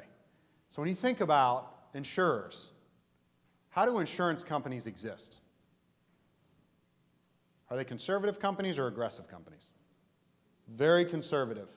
As a matter of fact, in order for an insurer to issue a contract, an annuity contract, is in the rules, it is a law that they have to have at least as much in cash reserves set aside in order to issue your contract. So for instance, if you are giving them $200,000 for an annuity, they have to already have $200,000 in cash set aside in reserves to accept yours. So there's many, many different rules from an insurer's standpoint that they actually have to meet in order to actually make sure they're issuing any contracts. A lot of different rules like that. All right, fixed annuities don't offer growth potential. You're only getting your paycheck. We already kind of talked about that as well. All right, estate plan. All right, should I consider an estate plan? Should I go get a trust? Should I just name beneficiaries and so on? Ultimately, the whole point to an estate plan is I've actually been thoughtful enough to know that everything I've worked for goes to the people that I want in the way that I want. It's control beyond the grave. How do I want to make sure what I worked really hard for goes to the people I care the most about? We're going to talk about a couple different things. How much do you need from a life insurance standpoint if you're considering it? Do I need 41-year-old male, only worker in the household, 2 children, wife? Do I need life insurance? Yes. Yes, I do. 65-year-old married couple, everything is paid for at this point, retired. Do they need life insurance? Maybe. Maybe. If they want it for certain reasons, maybe. But there are certain reasons why you definitely need it. For me, there's calculations that kind of go into it. One of the common things to do is look at all your debts. So I don't have my house paid off yet. I have one of my cars paid off, another car I owe money on. Okay? I look at what potentially I have to pay for my daughter's college. Sydney and Penelope, right? Sydney's 12, Penelope's 10. How much are they going to need for college? If they go to Duke, maybe a little more, right? So I think about how much they owe for what I'm going to need for college. Then I think about, I'd really like to make sure their weddings are taken care of. How much do I need for that? Okay, how much do I make a year? I'm going to multiply what I make per year by 7 to 10 times, and that's what I've done in order to figure out how much coverage my wife has for me. So she knows, beyond a shadow of doubt, if something happens to me, house is paid for, cars are paid for, college is paid for, weddings are paid for, and there's still plenty for her to be able to live on for the next 3, 4, 5, 6, 7 years in order to find something for her to have a profession at. Does that make sense? Just one of the ways to look at it. And again, remember, life insurance pays out tax-free from an estate planning situation. All right. You might need an estate plan if you want to increase the value, have minor children, large portion of your assets in retirement plans, or beneficiaries of trust. So let's think about ways that you can actually leave money. Ways that you can leave money. You've got by contract, by trust, by law, or by probate. By contract is probably the most common. By contract really just means what? I've got a beneficiary. If I have a beneficiary on an account, that is by contract. If something happens to me, the beneficiary gets it. Simple. If it is by trust, that means that I have put assets in a trust, and the trust that I have established and written dictate how those assets are paid. So trusts are wonderful if you have unique or specific wishes above and beyond just leaving money. I'll give you an example. When I was up in Columbus, Ohio, one of my clients, wonderful client, I was there for 4 years. He became one of my clients the first year I was there. The second year, or I guess it was during that time, he lost his wife. He had one son. His son was not doing the things he should have been doing. Let's just say that. He did not want to leave over $4 million, which is what he was worth, to his son that was already making really poor decisions. So he established a trust. And in that trust, guess what he did? He wrote in that trust his son was eligible to take as much from that trust as he'd like, as long as he can prove W-2 income. So if his son had $100,000 of W-2 income that he proved, he could take $100,000 from the trust. If he had zero W-2 income, how much could he take from the trust? Zero. Whole point is he wanted to make sure his son wasn't just going to live off of it and be a trust fund guy, right? So there's very unique things you can do in a trust. It is power beyond the grave. I've thought about these assets. I know exactly who I want to get them, how I want them to get them, when I want them to get them, and so on, okay? By law, joint survivors. My wife and I, Jen and I, have what's called a joint with rights of survivorship account, which means we automatically, fully, 100% both own the account. Something happens to me, she's full owner. Nothing else has to happen. She's full owner. So that is by law. By probate. You hear this all the time. Probate, is probate great? I mean, it can be, but probate costs money. You know, sometimes as much as 1 to 5% of the overall estate could be sucked out of the estate from probate costs. Probate is also very public. You want other people to see? It's public. Anyone has access to see what is settled through the state. Probate's also subject to state intestacy laws, which means if you don't have specific things written in terms of who gets it, the state's going to decide who gets it. All states have different laws associated with that. This is something that's very common. A lot of folks have in their wills very specific wishes. I want my daughter to get X, Y, Z. But on their IRA, they've named another beneficiary. Who gets it? The beneficiary of the IRA does. By law, by contract, by trust, all supersede will. So if you have written down a will, if you have your will that's up to date, make sure that all of your accounts match what your wishes are in your will. Because by law, by contract, by trust, all supersede your will. Okay? Very important. All right, moving on. Already talked about some of the trusts. Legal instrument, very flexible. It avoids probate. It protects inheritances and so on. You can kind of detail out how you want to leave those assets. A couple other things on creating a retirement plan. I've already covered some of these things with lifestyle, but there's really 4 steps associated, right? You inventory your expenses and income. Retirement planning, although there's a lot of topics to talk about, right? Everything from investment strategies, asset protection, asset allocation, tax strategies, estate planning, disability benefits, Social Security benefits, Medicare, family assistance. There's so many different things you can talk about from a retirement planning standpoint. It does boil down to what do you need? What do you have? Ultimately, how much do you need per month? How much income do you already have coming in? Social Security, pensions, any fixed investments? How much do you have in assets? It's literally that simple. I need $8,000 a month. Okay, I need $8,000 a month. Social Security, between my wife and I, are going to pay us $3,500. How much do I need? I need $4,500 a month. Where's it coming from? This is where the plan becomes your plan. Right? After we've identified that the $8,000 a month covers all of the things that you want to do, your lifestyle, the things that are important to you, now we begin to solve for how are we going to make sure you have $4,500 a month for as long as you need $4,500 a month. What other things might potentially happen in the future? Maybe you pay for a house. Maybe I don't need $4,500 a month 6 years from now because I pay off a house. Maybe I only need $3,200. I don't know.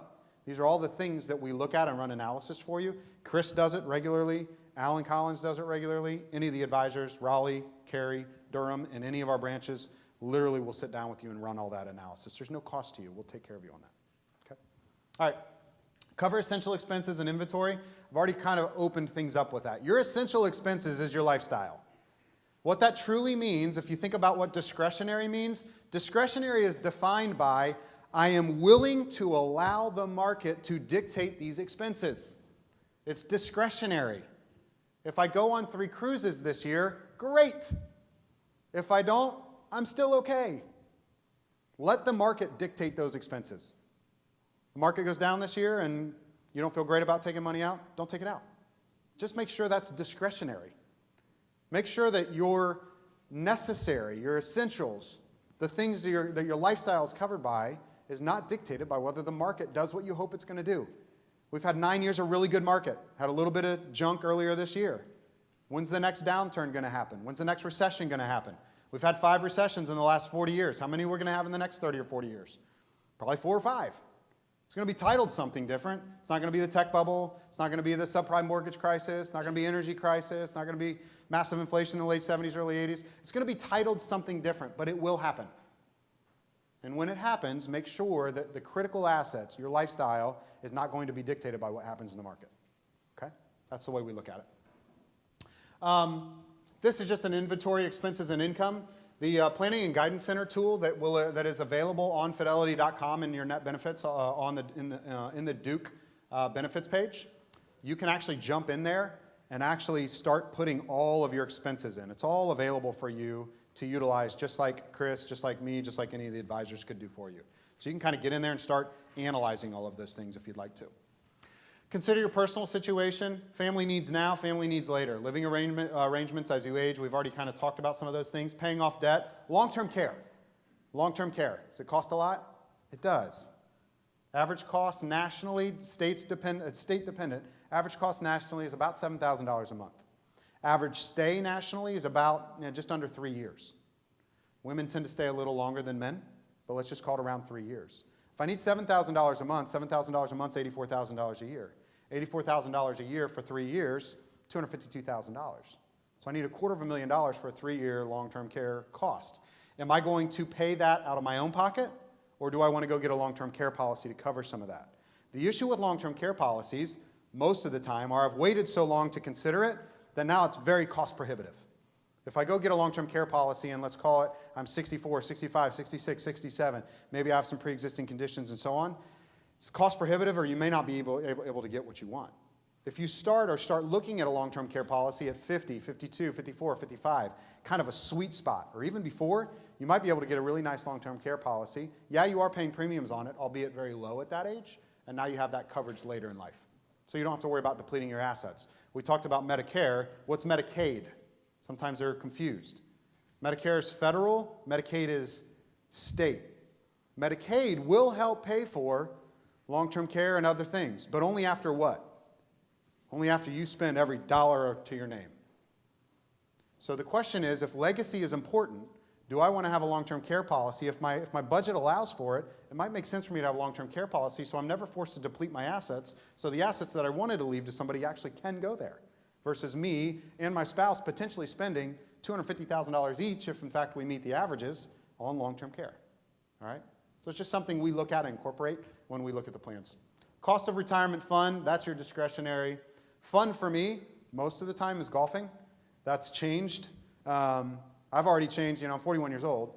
What I want to do in retirement always changes. I go through phases, right? I played tennis for 4 years, all these different leagues, and retirement was going to be going to every tennis major, going to Wimbledon and going to Melbourne, Australia, and I'm going to go to the French Open. Well, I don't play tennis anymore, so now I'm going to go to all the majors, all the golf majors, right? My wife is going to travel to see her kids. My wife's an artist, so she wants to go to the Louvre in Paris and other things, right? So there's certain things that is fun for us. There's other parts of that I would say is more than fun. That's why I'm saving today, so that I can do those things, right? That's the lifestyle I want. So I would just ask this, as we've already talked through all the sources of income, regular withdrawals that help solve for everything else. Here's where I'd like to go. If you don't know where you're at, if you're close, if you're thinking about some of the things I've talked about today that you don't have an answer to, if you don't know, please take the time to find out. My dad was, a pastor, but he was also the best man at my wedding. He's also one of my closest friends to this day. I talk to him 3-4 times a week. Every Wednesday, I grew up in a little town about an hour north of Columbus, Ohio, in Ashland, Ohio. Ashland, Ohio was where there was a seminary, which is why we lived there, because that's where my dad went to seminary to become a pastor. But we had a little theater about 2 blocks from where I grew up. Little theater. And every Wednesday, my dad and I used to walk down and we'd go see a movie. It was $3.25 to see a movie, $1.25 for popcorn. It was awesome. That was dad and son time. So I've grown up loving movies. And so I always think about when I'm watching a movie, I always hear different quotes, different lines in movies. And my wife sometimes gets irritated with me because I'm always pulling out my phone in the theater and typing down a quote, and my screen's all bright in that theater, and you're like, come on, guy, really? But yes, I'm that guy. So I apologize if you're in a theater with me. But there's a movie called Zero Dark 30. Zero Dark 30. Some of you are shaking your head. You've seen it. Zero Dark 30 is the movie about SEAL Team 6. It is the SEAL team that went on the raid that captured bin Laden. And there's a scene in the movie that was particularly important, the one that I'm going to reference, where the head of the CIA is in the White House talking to the Joint Chiefs of Staff, trying to get approval to go on this raid to go get bin Laden. And the guy at the White House, the Joint Chiefs of Staff, says, well, how likely is it that he's here? Do you know, or that he's there? Do you know for sure that he's there? And the head of the CIA said, we're 85% sure. And the head of the Joint Chiefs of Staff said, well, if you're not 100, we're not giving you permission. And the head of the CIA is like, what are you talking about? We're 85% sure he's there. And they went back and forth, and there's this scene in the hallway of the White House. Finally, the head of the CIA said this, how do you evaluate the risk of doing nothing at all? We're telling you we're 85% sure. How do you evaluate the fact that we're choosing to not do something that we have 85% confidence that he is there? And so I leave you with that today before we take some questions, because I can promise you, some of you will leave this room and do nothing. And I would just ask if there's any element, one item at all that I covered today that you thought, I'm not sure I know the answer to that. I'm not sure if I should consider that. I'm not sure if I'm on track. I'm not sure if I'm where I should be. Am I taking too much risk? I've actually never had that conversation. I haven't prioritized the things that are important in my life. I haven't defined lifestyle. My spouse and I haven't really talked through some of those things yet. I'm 3 years. Oh my gosh. If any of these things have clicked for you, you need to schedule time to meet with us. Meet with Chris. Meet with Alan. Come into one of our branches. Our branch over in Raleigh is right next to Crabtree, right next to the Container Store. Our branch in Durham is at South Point. Our branch in Cary is at Waverly Place. If you want to come into an office and sit down, come in and sit down. Make sure that you talk through that with somebody so we can help you. There's just no reason to get to retirement and not do what you want to do. I love reading books and kind of watching motivational speakers and so on.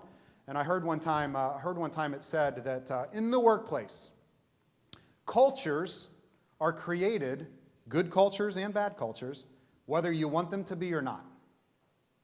The question is, are we intentional about the culture we want to create? Because it's going to be created one way or the other. I say that to you because retirements will be created whether you want it to or not. Is it going to just happen, or are you going to be intentional about the one you want? And that's why I'd ask you to take the time to think through some of these things, okay? I know we're at the end of time. Baptist minister background. Sorry, I like to talk. What kind of questions can I answer as a group? Or if you have individual questions that I can handle for you afterward, I'd be happy to do the same. Quiet. Silence. Well, then let me leave you with this. My pleasure. It's Fidelity's pleasure to be here. We're very thankful for each of you. We're thankful for the opportunity to take care of you. I know you have a lot of decisions coming up. I know there's other seminars to help you with some of those things. But let me be the first to say from Fidelity, thank you for the opportunity to take care of you. We look forward to helping you any way we can, and certainly I'll stick around for any questions that you might have. So thanks for being here today.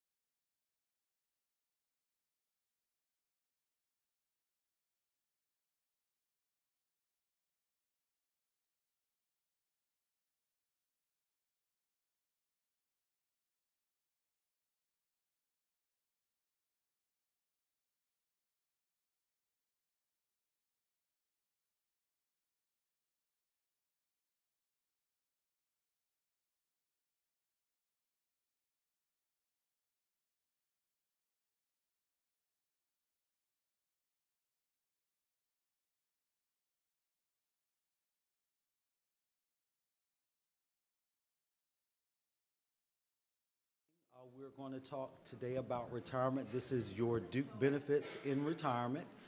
We have the pleasure of having Linda Phelps. She has over 27 years working here at Duke. She is actually the plan manager for the employees' retirement plan. So we're going to be talking today again about the benefits in retirement. Please ask questions. I'm just going to reiterate that we are going through the retirement redesign plan changes.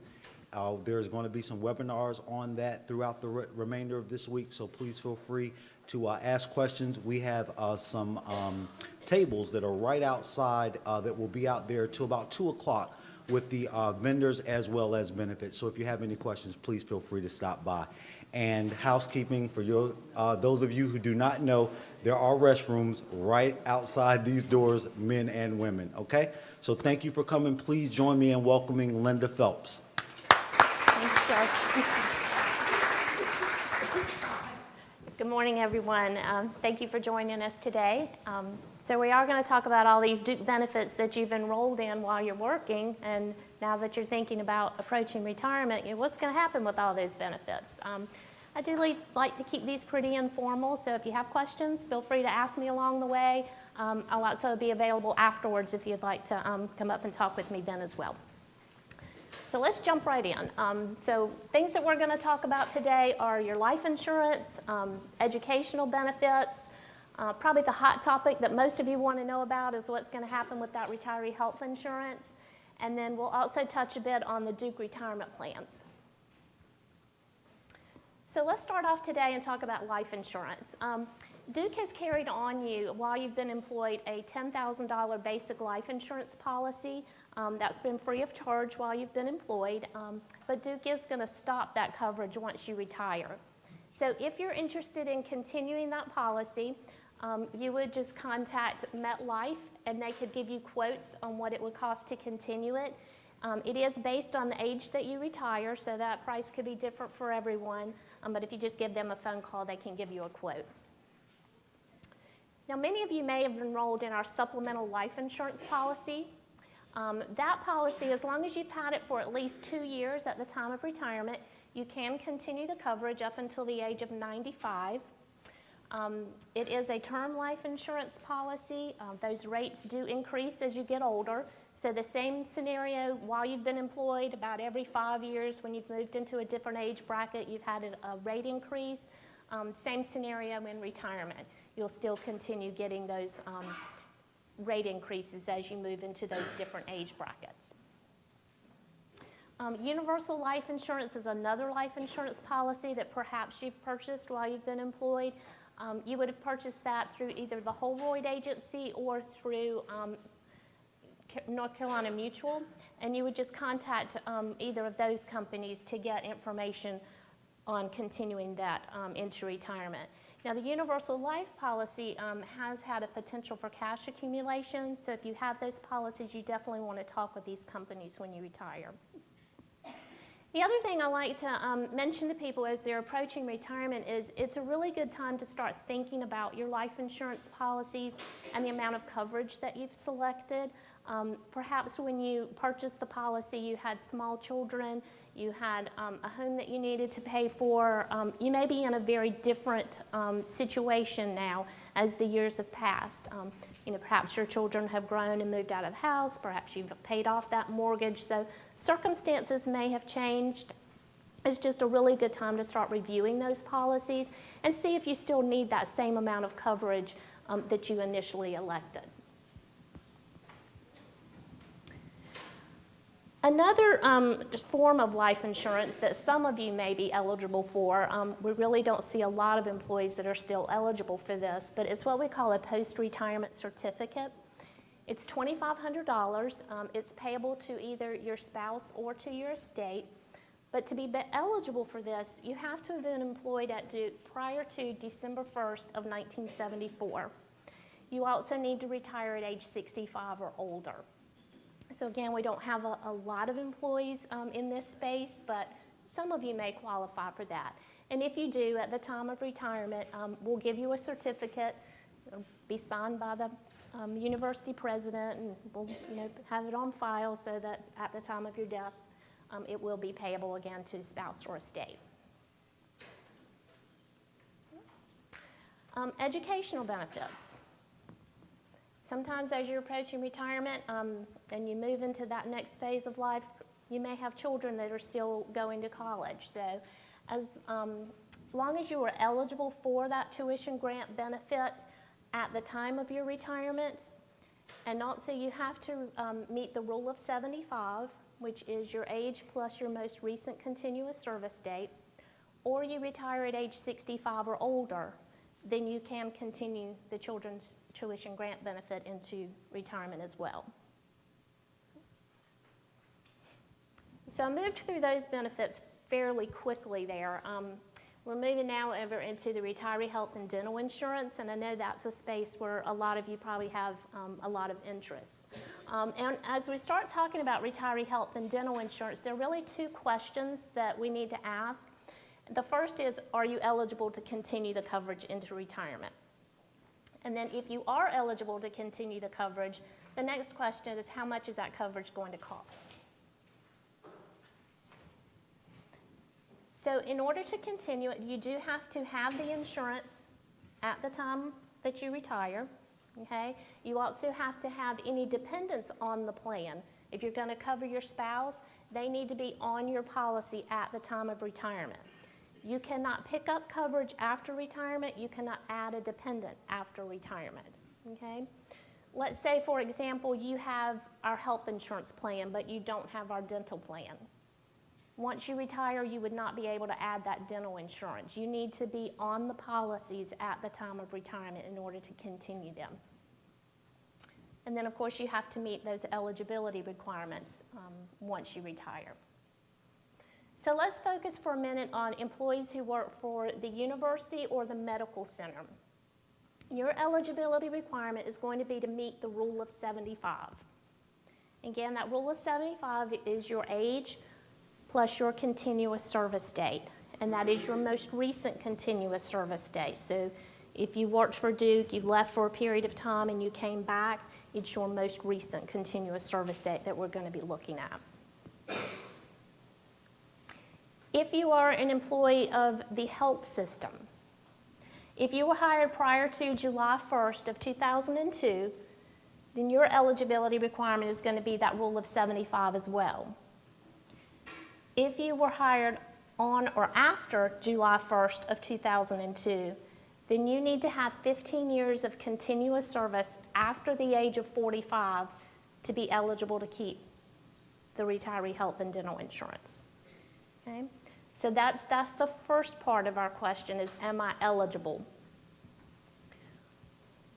Once you determine whether you're eligible or not, then the next question is, how much is that insurance going to cost me?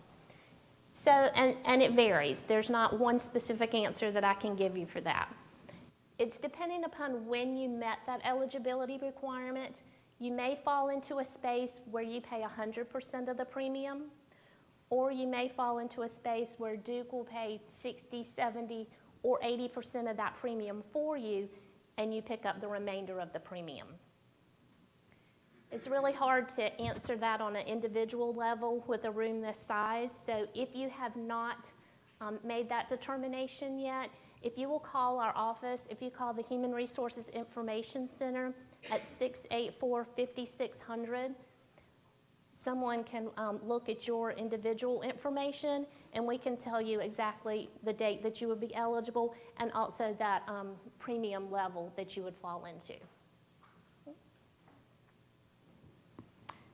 For the dental insurance, you're already paying 100% of the dental insurance premium, so that's not going to change. That's going to be exact same in retirement. You'll still continue to pay 100% of the dental insurance. Yes, ma'am? So are you saying that it says individual premium? Does that mean for me only, I get, let's say, 70% coverage, but so that's 25 for my dependents? Good question. For dependents, Duke will pay 50% of their coverage. So kind of what they're doing now on an active employee, if you have a dependent on their coverage, they're paying about 50% of that dependent coverage now also. It says for Duke Health Plan.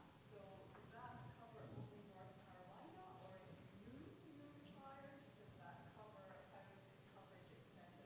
We're going to go into the different coverage in just a moment, but you can still be covered nationwide, but I'll answer that one in just a minute, okay?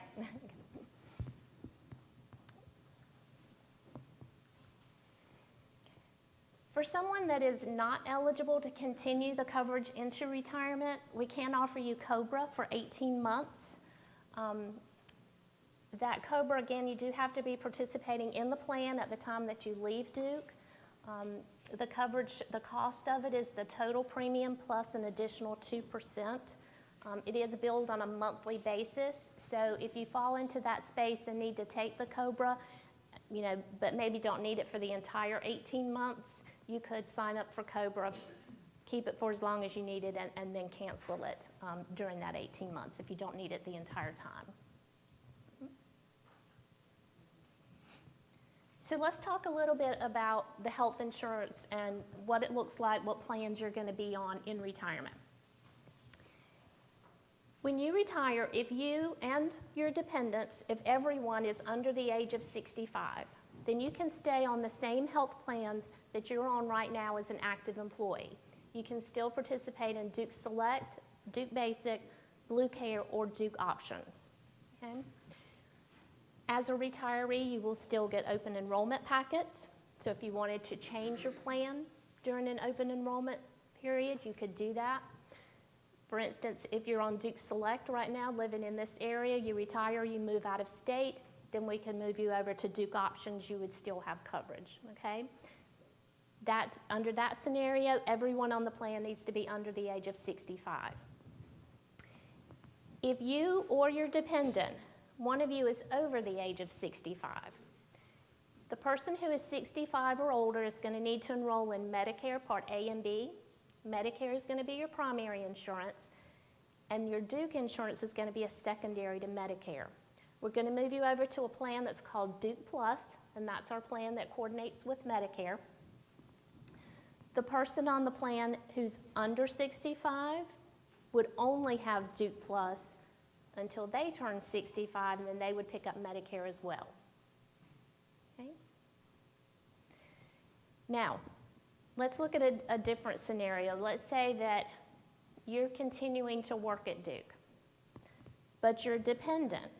Your spouse on your health plan is over the age of 65. They only need to have Medicare Part A while you're still working. At the point that you retire, then your spouse who's over 65 would need to have Medicare Part A and B. But while you're still employed, your spouse over the age of 65 only needs Part A. Clear?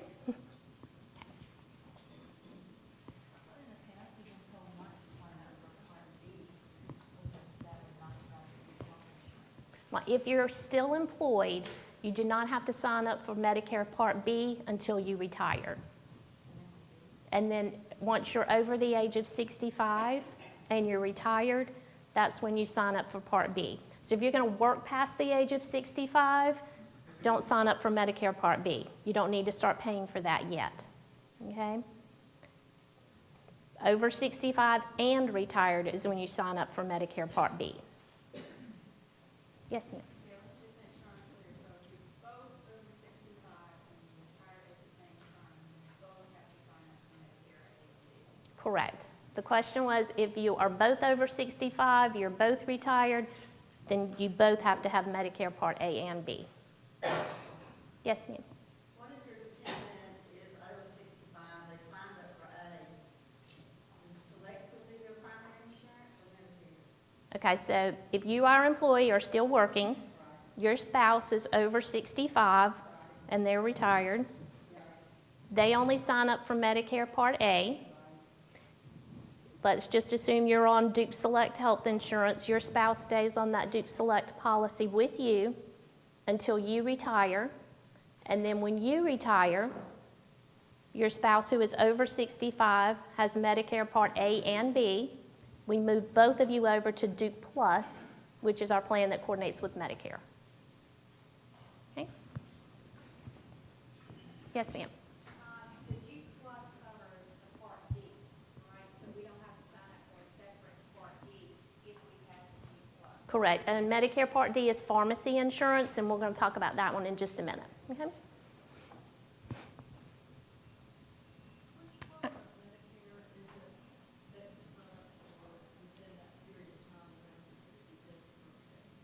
Again, it depends on whether you are still working or not.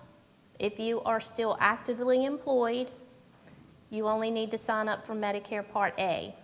If you are 65 or older, that's when you need Medicare Part A and B, and you're retired, okay? Anyone who is going to work past the age of 65 only needs Medicare Part A. If you have a dependent on your plan who's over 65, but you're still working, they only need Medicare Part A. It depends, are they on your health plan? Then you as our employee is the trigger right there because they're on your health plan. So as long as you're still working, they only need Part A. When you retire, the person over 65 needs Medicare Part A and B. Right, because they're on your health plan. Okay? Yes, ma'am. If you're still working past 65, but then you retire and apply for D, is the premium higher because you didn't apply earlier? So at the time of your retirement, if you've worked past 65, we're going to give you a form to take to sign up for Medicare Part B, and we call it our Get Out of Jail Free card. We're going to just let them know you continued working with us past age 65, and they won't penalize you for enrolling in Part B late. Okay? All right, so let's talk a little bit about provider networks. Yes, ma'am. So I guess one thing to consider before you retire is to make sure that you're enrolled in the best of the choices that do coverage well in advance of retirement. Again, it depends on your age at retirement. If you're under 65, you can stay on the same health plans that the active employees have. You will get an open enrollment packet every year, so you can switch between those 4 health plans. But if you're retired and you're 65 or older, Duke Plus is the only health plan from Duke. That's our plan that coordinates with Medicare. Okay? Mm-hmm. Yes, ma'am. I have a question. I get out of jail form. Mm-hmm. Okay, my husband and I are both over 65. He's on my insurance. When I retire, he'll need to get a Part B. Will he be get a get out of jail Yes. from his employer? If he's on your health plan, we're going to give it to him, okay? Anyone who needs one of those forms, Duke will provide that because you are covered under our health plan. Okay? So, question, do you send that form to the person automatically, or we have to remember to get that form? When you come in for your retirement appointments, we're going to give you that form. Okay? All right, so provider networks for the Duke Plus health plan. If you are on Medicare, then you can go to any doctor that you choose. But as long as you go to a doctor that accepts Medicare, you're going to pay in-network benefits. If you're in the scenario where both of you are on the Duke Plus plan, but someone is under the age of 65, the person that is under 65 and not yet eligible for Medicare can also go see any doctor that they choose, but they will realize increased savings if they use someone that participates in a network through United Healthcare. If you are traveling or you're out of the U.S. for a bit and you have some type of health claim, all claims that are filed outside of the U.S. are going to be paid on an out-of-network basis. The Duke Plus health plan is designed very, very similar to Duke Select. The co-payments are the same under Duke Plus as they are with the Duke Select plan. So if you see a primary care physician, you've got a $20 copay. A specialist is a $55 copay, perhaps a little bit less after Medicare has made their payment. But those co-payments are exactly the same as what you're seeing under the Duke Select plan. If you have an inpatient hospital admission, then it's going to be $600 copay per admission if you are at Duke, Duke Regional, or Duke Raleigh, and then a $700 copay per admission for other hospitals in the network. And then the inpatient skilled facilities, $250 copay per admission. Pharmacy benefits. They are still included in that Duke Plus health plan, okay? So you do not have to go out and purchase another pharmacy benefit or get Medicare Part D, which is the Medicare pharmacy plan. It's the same benefit that you have attached to your health plans right now.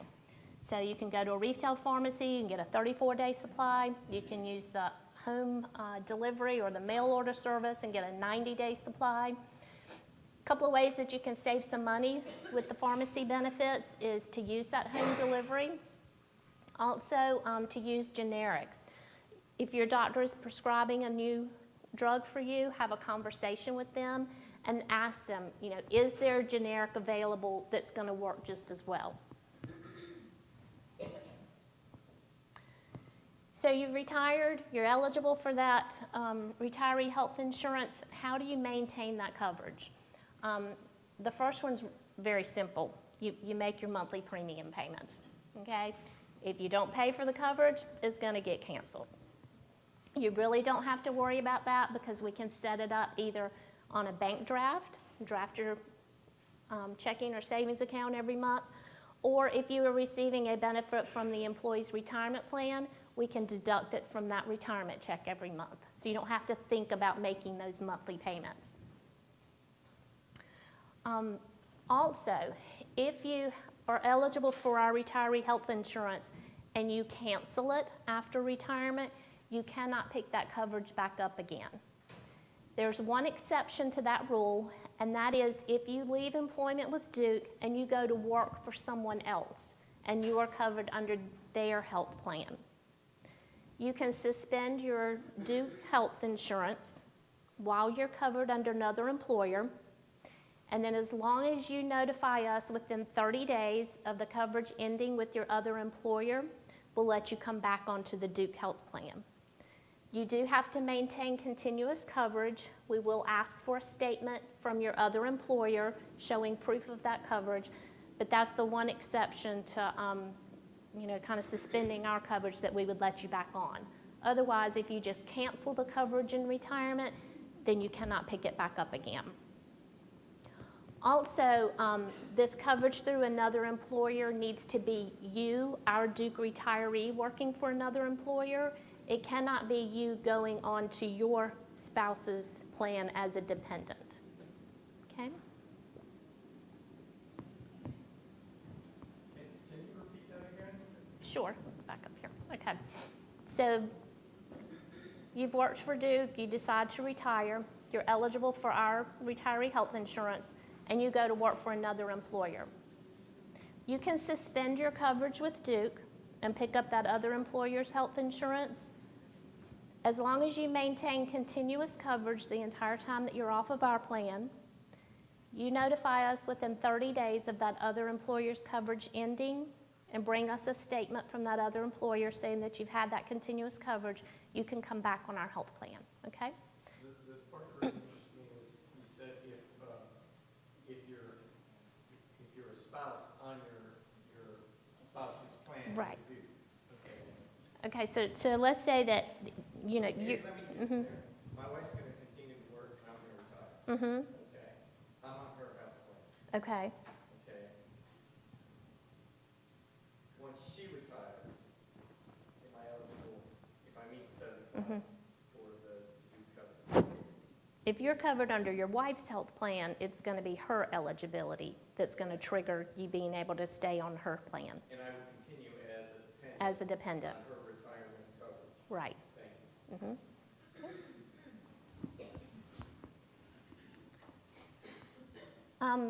Retiree health insurance for surviving spouses. So you're covering your spouse on your health plan. Something happens to you, you pass away. Your spouse can maintain that coverage for the rest of their lifetime, as long as they don't remarry. Okay, so we're going to try to help you out just a little bit. You know, you've gone. You can't control anything, but if they remarry, we can cancel their health insurance. Okay, so just a little bit of help we're trying to give you right there. The other thing is they do need to continue to make their monthly premium payments. If they don't pay for the health insurance, we're going to cancel it. Okay. Yes, ma'am. Can I just ask a general question about the premiums? I know it's based on individual, but, Mm-hmm. like say it's 70% if you fall within that range, then you only take 30%. Mhm. Right? Mm-hmm. What do you know what that percentage is today that we say is 20 or 30% today?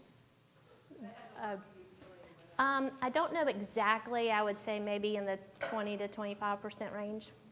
Income. Mhm.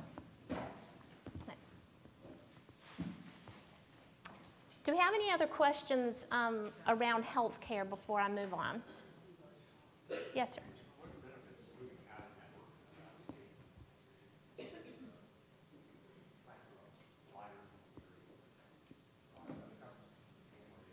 So if you move out of state, okay, so if you are over 65 and we've put you on that Duke Plus health plan, Duke Plus is good nationwide, okay?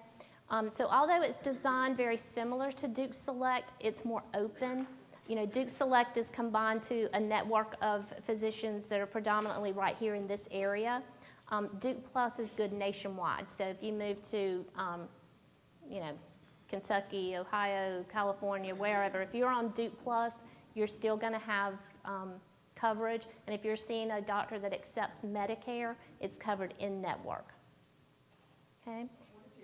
If you're under 65 and you move out of state, then we need to put you on Duke options. Okay? Yes, sir. My wife works at Duke, and she's getting ready to retire in about a year, and she has Duke Basic. What happens if she dies from here to that time for me and our family that's covered under her insurance plan? Okay. As long as she's eligible for the retiree health insurance, then a spouse can maintain that coverage for a lifetime, as long as you don't remarry. Right. Okay? Yes, ma'am. Retire, get Medicare, plus. We have to use a doctor, for Medicare to pay, we have to use a doctor that accepts Medicare. What if they don't? Does that put us automatically out of network for Duke Plus? Okay, so if you're on Duke Plus and you go to see a doctor that does not accept Medicare, then it's going to pay on an out-of-network benefit level. To pay in-network, you need to see a doctor that accepts Medicare. I'm sorry? It's getting a little harder to find these days, isn't it? Do all Duke doctors accept Medicare? Just about all of the Duke doctors accept Medicare. Yeah. I think in this area that we're in, you know, you should be able to find physicians that are accepting Medicare fairly easily.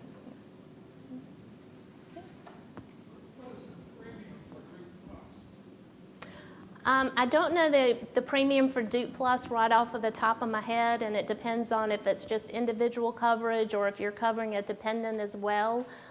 Again, it's going to depend on which level of that cost sharing with Duke that you fall into.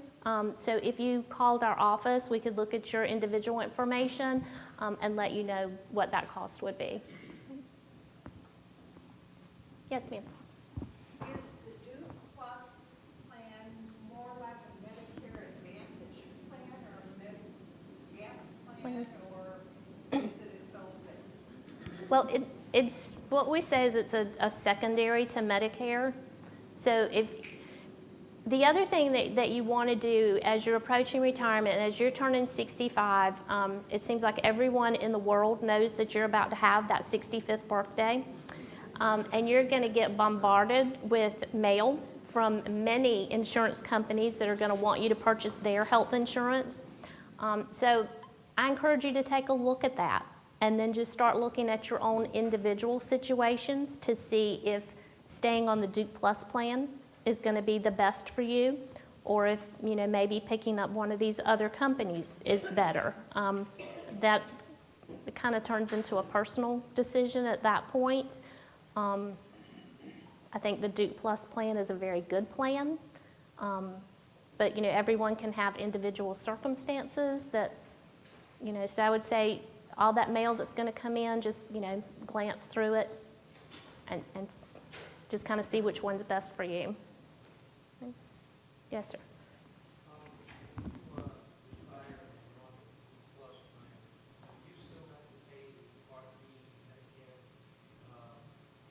Yes. So there are two premiums. You have to pay for Medicare Part B, and you also have to pay the Duke Plus premium. They would be two separate premiums that you would pay. Okay, so a couple other benefits that you would be eligible to continue as a Duke retiree. Personal casualty insurance, if you've purchased that policy, that's either homeowners or auto insurance. Personal accident insurance. The Duke University Federal Credit Union, if you're a member, you can continue to be a member of the credit union as a retiree. You could still use the athletic facilities. Many of you may be participating with Live for Life and use some of the gyms on campus. Also, we have what's called the Duke University Retirees Association, or DURA. They meet usually a couple of times a year. They'll have lunch. They bring in speakers on various topics. They'll have a little entertainment. It's really a good way to stay in contact with some of the people that you've worked with throughout your career at Duke. And then there's the Osher Lifelong Learning Institute. You could take classes. So if there is something that's been of a particular interest to you and you haven't really had time to pursue that while you've been working, you know, you may want to take a class with them. And that's available as a retiree as well. And then you can also have access to the Duke libraries. So you don't need to be actively like at a athletic facility, at one of the, when you retire, you can retire and then join? Right, so I would say contact Live for Life about their requirements for enrolling, but you can definitely continue to use those facilities. Mhm. Excuse me. Yes, sir. Going back to the library thing, Mhm. do you need special ID for that? Can you use your present ID after you retire? You can request an ID after retirement through the card office, and I believe that they just ask for some statement from your department, you know, about your employment history or, you know, the dates you worked and that you're retiring, and then you can go to the card office and get an ID card for a retiree. And then, are you gonna talk about like, the health facilities like the Wilson Center and Live for Life? You would contact them directly for specific information on them. Are you helpful? Right, you can continue with Live for Life as a retiree. Mhm. Yes, ma'am? I see something that you kind of listed that might be of interest to a lot of people. Duke email access. What, I would like to keep my Duke email address because that's what I use. Mm-hmm. What is the criteria? Do we have to justify that we're going to continue doing some Duke work? Or can we just say, I did really nice, now I'm going to keep it? Yeah. Keeping your Duke email is something that you would coordinate with your department. So if that's something you're interested in, let your department know that that's something you would like to continue, and they would facilitate that process with you. So that's actually not something that we handle through Human Resources. It's handled on a departmental level. I did check on that, and apparently there's no really good answer to that, but probably a lot of us, I mean, I don't necessarily need to keep the email service that I have in, but, you know, my email address, Mm-hmm. because that comes on there, Social Security, all that stuff. Right. You could also maybe contact OIT, and they may be able to clarify that for you as well.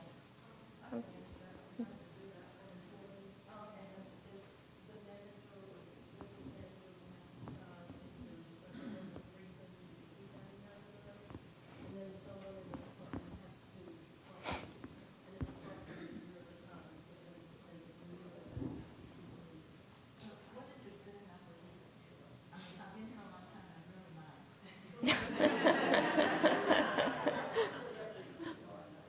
For us,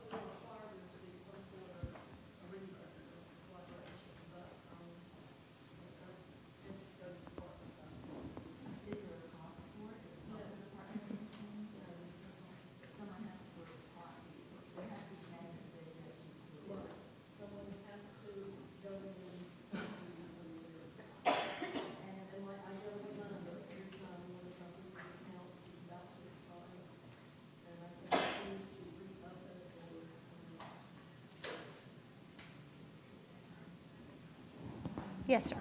Retirees eligible for perks like, restaurants or schools or parks or Yeah. That would actually be handled through employee and family programs. So I would suggest giving them a call about any perks that retirees would be eligible for. All right, so now let's talk about where your money is going to come from once you retire. Typically, there are three sources of retirement income. The first being Social Security, then whatever you have personally saved for retirement, and then what your employer may provide for you as far as retirement. So think for a minute about what your goals are as a retiree. What do you envision yourself doing once you've retired? Are you someone that wants to travel a lot, perhaps spend time with family? Maybe you're happy just going in the backyard, working in your garden. There's no one set answer. Everyone's vision for retirement is different. But you need to plan for that vision. Financial experts suggest that you may need about 75% of your pre-retirement income once you retire. Some of you may need a little less. Some of you may need more, okay? So just kind of start thinking about what it is that you envision yourself doing when you retire. Here at Duke, we've got two different retirement plans. If you are a non-exempt employee or someone who's paid on the biweekly payroll, you can actually participate in both retirement plans. The first one is the Employees Retirement Plan, which is a pension plan that Duke provides for biweekly paid employees. So it's fully funded by Duke. You don't put any money into that plan. But you can save money yourself for retirement by contributing to the Faculty and Staff Retirement Plan, which is a 403B plan.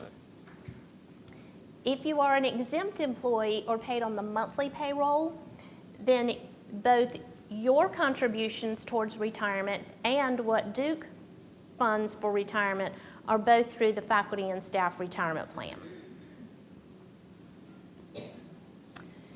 Another thing to think about is if you ever switched payrolls while you've been employed at Duke. Did you start biweekly and move over to the monthly payroll? Were you monthly and at some point moved over to the biweekly payroll? If you were ever paid on the biweekly payroll, then you may be entitled to a benefit from that employee's retirement plan.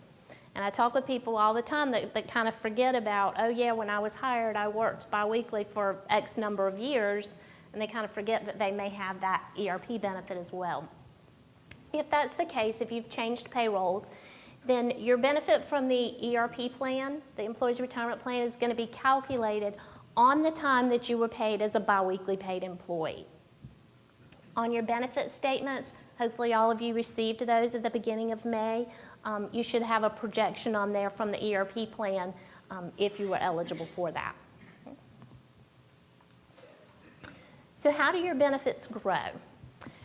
With the ERP, it's going to vary depending on your pay, the years of service that you have under the ERP plan, and also the age that you are when you retire. For the Faculty and Staff Plan, it's really dependent upon the stock market. Okay? It can go up and down depending upon how your investments are performing. So with the 403B plan, you can contribute on a pre-tax basis, you can contribute on a Roth after-tax basis, or you could do a combination of both. So for the pre-tax contributions, you're going to pay taxes on that money when you take it out of the plan.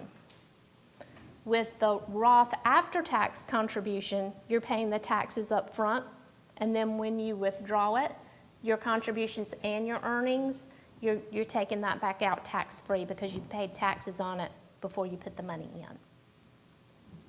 This is the plan that you get to control. So if you are going to put money into the 403B plan, it's going to come out by payroll deduction, and you get to decide where you want to invest that money and also how much you want to come out of your paycheck to contribute towards your retirement. So how much can you contribute? You can put in a minimum of 1% of your paycheck. You can do a maximum of 80% of your paycheck. Now, the IRS also puts limits on the amount of money that we can save into the 403B plans, and for this year, that maximum is $18,500.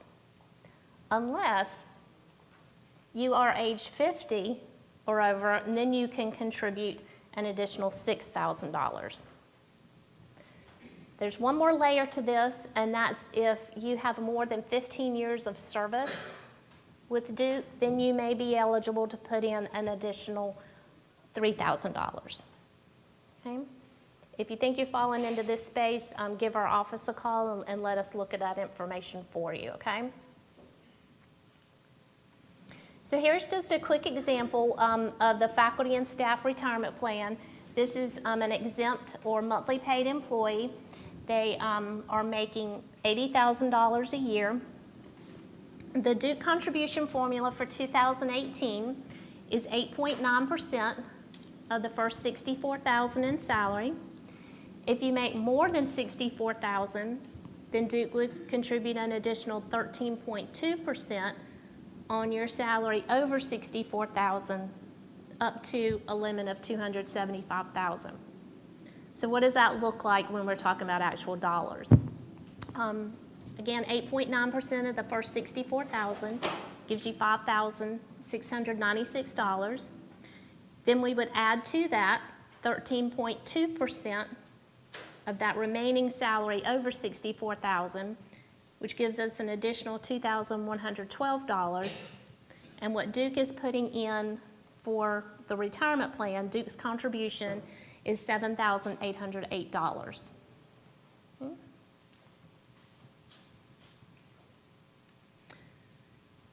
If you want to learn more about your retirement benefits at Duke, we've got several resources listed here.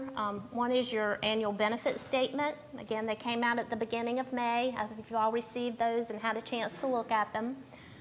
You can log on to Retirement Manager through our website.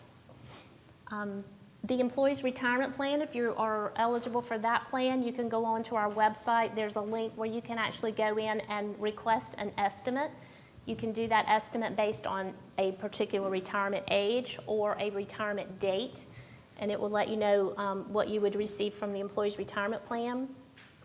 You can set up a one-on-one meeting with a retirement service provider. You also should be getting quarterly statements from your retirement service provider. And then we handed out, as you were walking into the room, a retirement planning guide. That's an excellent resource to go in and review the benefits that are offered here at Duke and what would happen with those in retirement. It also gives you a timeline in there of when you need to start thinking about different steps and different actions that you need to take as you're approaching retirement. So is everything you have here in that guide? It is. So your to-do list today, once you leave me, I want you to review your personal retirement information. I want you to meet with a service provider. I want you to review your investment choices. Make sure that you're invested in the appropriate investments for you, because sometimes we have people that will make those choices and then they never go back and look at it again. So it's always a good idea to review those investments, because you may need to change them over time. And then also consider increasing your contribution. The other thing we see is people enroll in the plan and then they never go back and change the amount of money that they're contributing. So, you know, over time, if you can put a little bit more in, we encourage you to do that. The other thing I like to mention is when you're making contributions, you can do either a flat dollar amount or you can do a percent of pay. I would encourage you to do a percentage of pay if you are not doing that. The flat dollar amount is fine, but you have to consciously go in and change that flat dollar amount if you want to put more money into the plan. If you're doing a percentage of pay, every time you get a pay increase, you're also increasing the amount of money that you're putting into your retirement plan without even having to think about it. Okay. Yes, ma'am. For the remainder of this year, you can go through Retirement Manager. You log into, go to hr.duke.edu, go to the benefits section and retirement. You can go into retirement manager for the remainder of the year and make any type of changes to your retirement plan. Okay, so now I want to talk for just a few minutes about the employees' retirement plan, which is our pension plan for our biweekly paid employees, and just let you know how that plan works. So again, Duke pays the full cost of that plan. Employees do not put any money in there. The benefit is based on a defined formula, so it's called a defined benefit plan just because we have this set formula that we use to calculate the benefit. You're going to be guaranteed a benefit from this plan once you have 5 years of continuous service. It's what we call vesting. So a couple of definitions I want to go over really quickly. When we're speaking in terms of the employee's retirement plan, continuous service.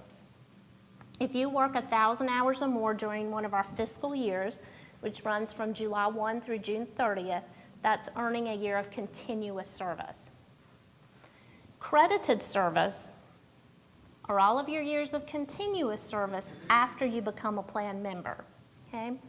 So if you're hired at Duke, you have to have 1,000 hours during your first year of employment to become a plan member. And then the continuous service is used towards meeting that vesting requirement. So 5 years of continuous service means you're vested in the plan. When we start looking at the formula and how we calculate the benefit, it's calculated on your credited service, so your time of employment after becoming a plan member.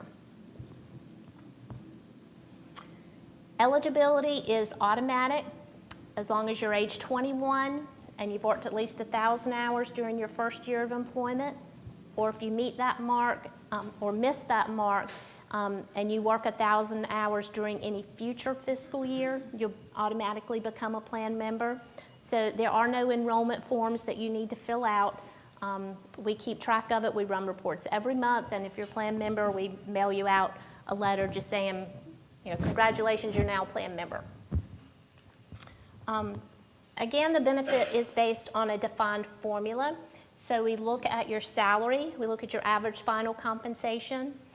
To determine that, we look at the last 10 fiscal years of salary. Out of those 10, we pick the 5 highest consecutive years and average those together. We then look at your years of credited service in the plan, also the age that you are when you retire, and then the payment option that you choose. So here's the formula. It's 1.25% of your average final compensation times your years of credited service in the plan. And then if you have more, so 1.25% of average final compensation times years of credited service up to 20 years. If you have more than 20 years of credit in the plan, we then add to that 1.66% of your average final compensation times your years of credited service that you have over 20 years. One way you may be able to get a little bit of additional credited service, and you do have to be paid on the biweekly payroll at the time of retirement for this to apply. But we look at your unused carryover bank or sick hours. We take that balance, divide it by 2,080. Whatever that turns out to be, we will give you that as a partial year of credit in the retirement plan. So just a little bonus that's built in there. So how does that work if you were bi-weekly, then week-to-month, and then before you retire, you got a job where you bi-weekly again? How do they? As long as you're paid biweekly at the time of retirement, we will look at that unused carryover bank or sick leave. But you have to be on the biweekly plan at the time of retirement for that to apply. Yes, ma'am. Sorry, whatever you have in carryover bank, you get paid out total or not? No, we take the balance in your unused carryover bank or sick leave, depending on if your health system or university. Whatever that unused balance is, we divide it by 2,080. Whatever that turns out to be, we give to you as a partial year of credit in the retirement plan. Let's say you had 10 years of credit, and when we did that calculation with your unused sick time and it turned out to be 0.5, we would give you 10.5 years of credit in the retirement plan when we apply the formula. So it's just a way of increasing that benefit just a little bit for you.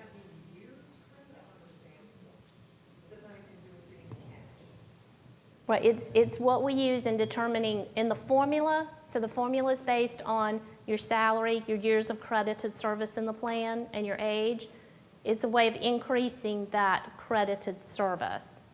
So if you were leaving and you had 10 years of credited service in the plan, we're gonna bump that up just a little bit based on your unused carryover bank or sick leave. It would help in determining what that payment from the employee's retirement plan would be. Mhm. Yes, ma'am. What is early retirement eligibility service? Hold on to that question for 1 second, okay? We're going to talk about that. I think I may cover it here as we're talking about when you can take that benefit, okay? So, yes, sir. Excuse me, the carryover bank, that's in addition to having it paid out?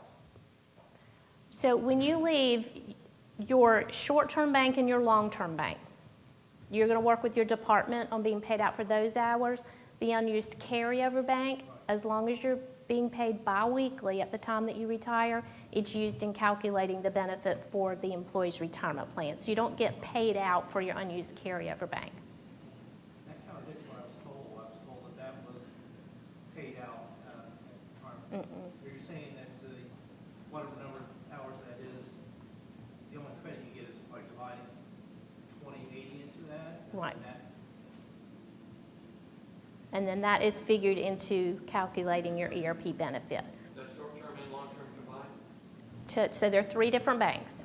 Short-term bank, long-term bank, you get paid for, okay? You're going to work with your department on how you're paid for that time. Carryover bank or sick leave time, you are not paid for that time, but if you're paid on the biweekly payroll, it's factored into calculating your ERP benefit. Okay. Okay. So when can you receive the ERP benefit? Normal retirement age under this plan is 65, and that's when you can take the full benefit. If you want to retire early, you can take the benefit early as long as you are 45 and have at least 15 years of credited service in the plan. Now, if you choose to take it early, just remember that those payments are going to be reduced based on the age that you start it, because we're having to pay that benefit over a longer period of time. Okay? If you work past the age of 65, that's what we call deferred retirement. And if that's the case, we'll give you a little bit extra credit in the ERP plan. It'll be about 10% extra credited service for the time that you work past the age of 65. There are different payment options that you can choose. We can pay you a life annuity, in which we just pay you a set amount of money every month for the rest of your lifetime, and all payments stop at your death. Or you could choose a joint and survivor option. If you wanted to leave a payment to someone after your death, that you could choose the 50%, 75%, or 100%. So your beneficiary could receive half of the amount that you were receiving, 75% of what you were receiving, or 100%, the same amount that you were receiving. Your benefit would be reduced in order to leave a payment to someone after your death. We also have what we call the leveling income option. This is for someone who wants to retire early. We can pay you a higher amount to begin with, and then once you reach the age of 62 or 65, and you choose which one you want to level it out to, your payment from the employee's retirement plan would decrease. So we pay you more to begin with, and then once you reach 62 or 65, the ERP decreases, but you could, at that point, consider starting your Social Security benefit to have that other source of income to help offset that. The leveling income option does not leave a payment to anyone after your death, okay? That particular option stops at your death. The last option up here, the lump sum option, that's if your lump sum value of your benefit is below $10,000. then we can just pay it out to you in one single lump sum instead of giving you a monthly payment. Typically, we see that lump sum being available for someone who has met that 5-year vesting requirement, but they really don't have a lot of biweekly service beyond that point. So you've either had a limited amount of service with Duke, or you started biweekly and then you transferred over to the monthly payroll and just have a few years of service on the biweekly side. Yes, ma'am. If I retire, say at 69, and can I wait until 70 to start drawing my benefits and make that amount go up? So 65 is the normal retirement age with our plan. So if you leave before 65, you can defer those payments until the age of 65. But if you retire after 65, you need to go ahead and start them at the time that you leave, because 65 is our retirement date under the employee's retirement plan. So we're forced to start taking it? Right, you would need to go ahead and start taking it if you are over 65. And would that be after, say, if we have 5 or 6 months piled up in our long short-term days, that would start coming after that last check, or would it double? We can do it either way, okay? So if you have time to be paid from short-term and long-term banks, you can take that one of two ways. You can keep receiving a check until the time it's used, or your department can pay you that time in just one single lump sum payment, okay? If you choose to take it over payroll cycles until the time is used, then we could start the ERP benefit once that's stopped. Or you could receive your ERP benefit and your PTO or vacation at the same time. We could do that either way. Okay? Yes, ma'am. If you get this joint survivor one, and let's say your beneficiary died before you, do you have a chance to change your beneficiary? You don't. That's an excellent question. I just want to repeat that to make sure everyone heard. If you choose one of the joint and survivor options and your beneficiary dies before you do, then you cannot go back and name another beneficiary. In that situation, all payments would stop at your death. Okay? Yes, ma'am. If you retire at 62 and defer your payments to 65, how does that impact the amount of the payment? So 65 being the normal retirement date, that's the full benefit. So anytime you take it before 65, the payments would be reduced. But if you wait until 65, then you get the full amount at 65. Okay? Drop about 3% a year? Between 62 and 65, it's about 3% a year. So let's look at an example, because I always like to put dollar amounts associated with this. I think it's a little bit easier to understand. With this example, we have an employee that's going to retire at the age of 65. Their average final compensation is $36,120, and they have 30 years of credited service in the employee's retirement plan. So then we just apply that set formula. 1.25% times their first 20 years of credit times their average final compensation is $9,030. We're then going to add to that 1.66% of the average final compensation on those 10 years of credit that they have above 20 years. So that gives us an additional $5,996.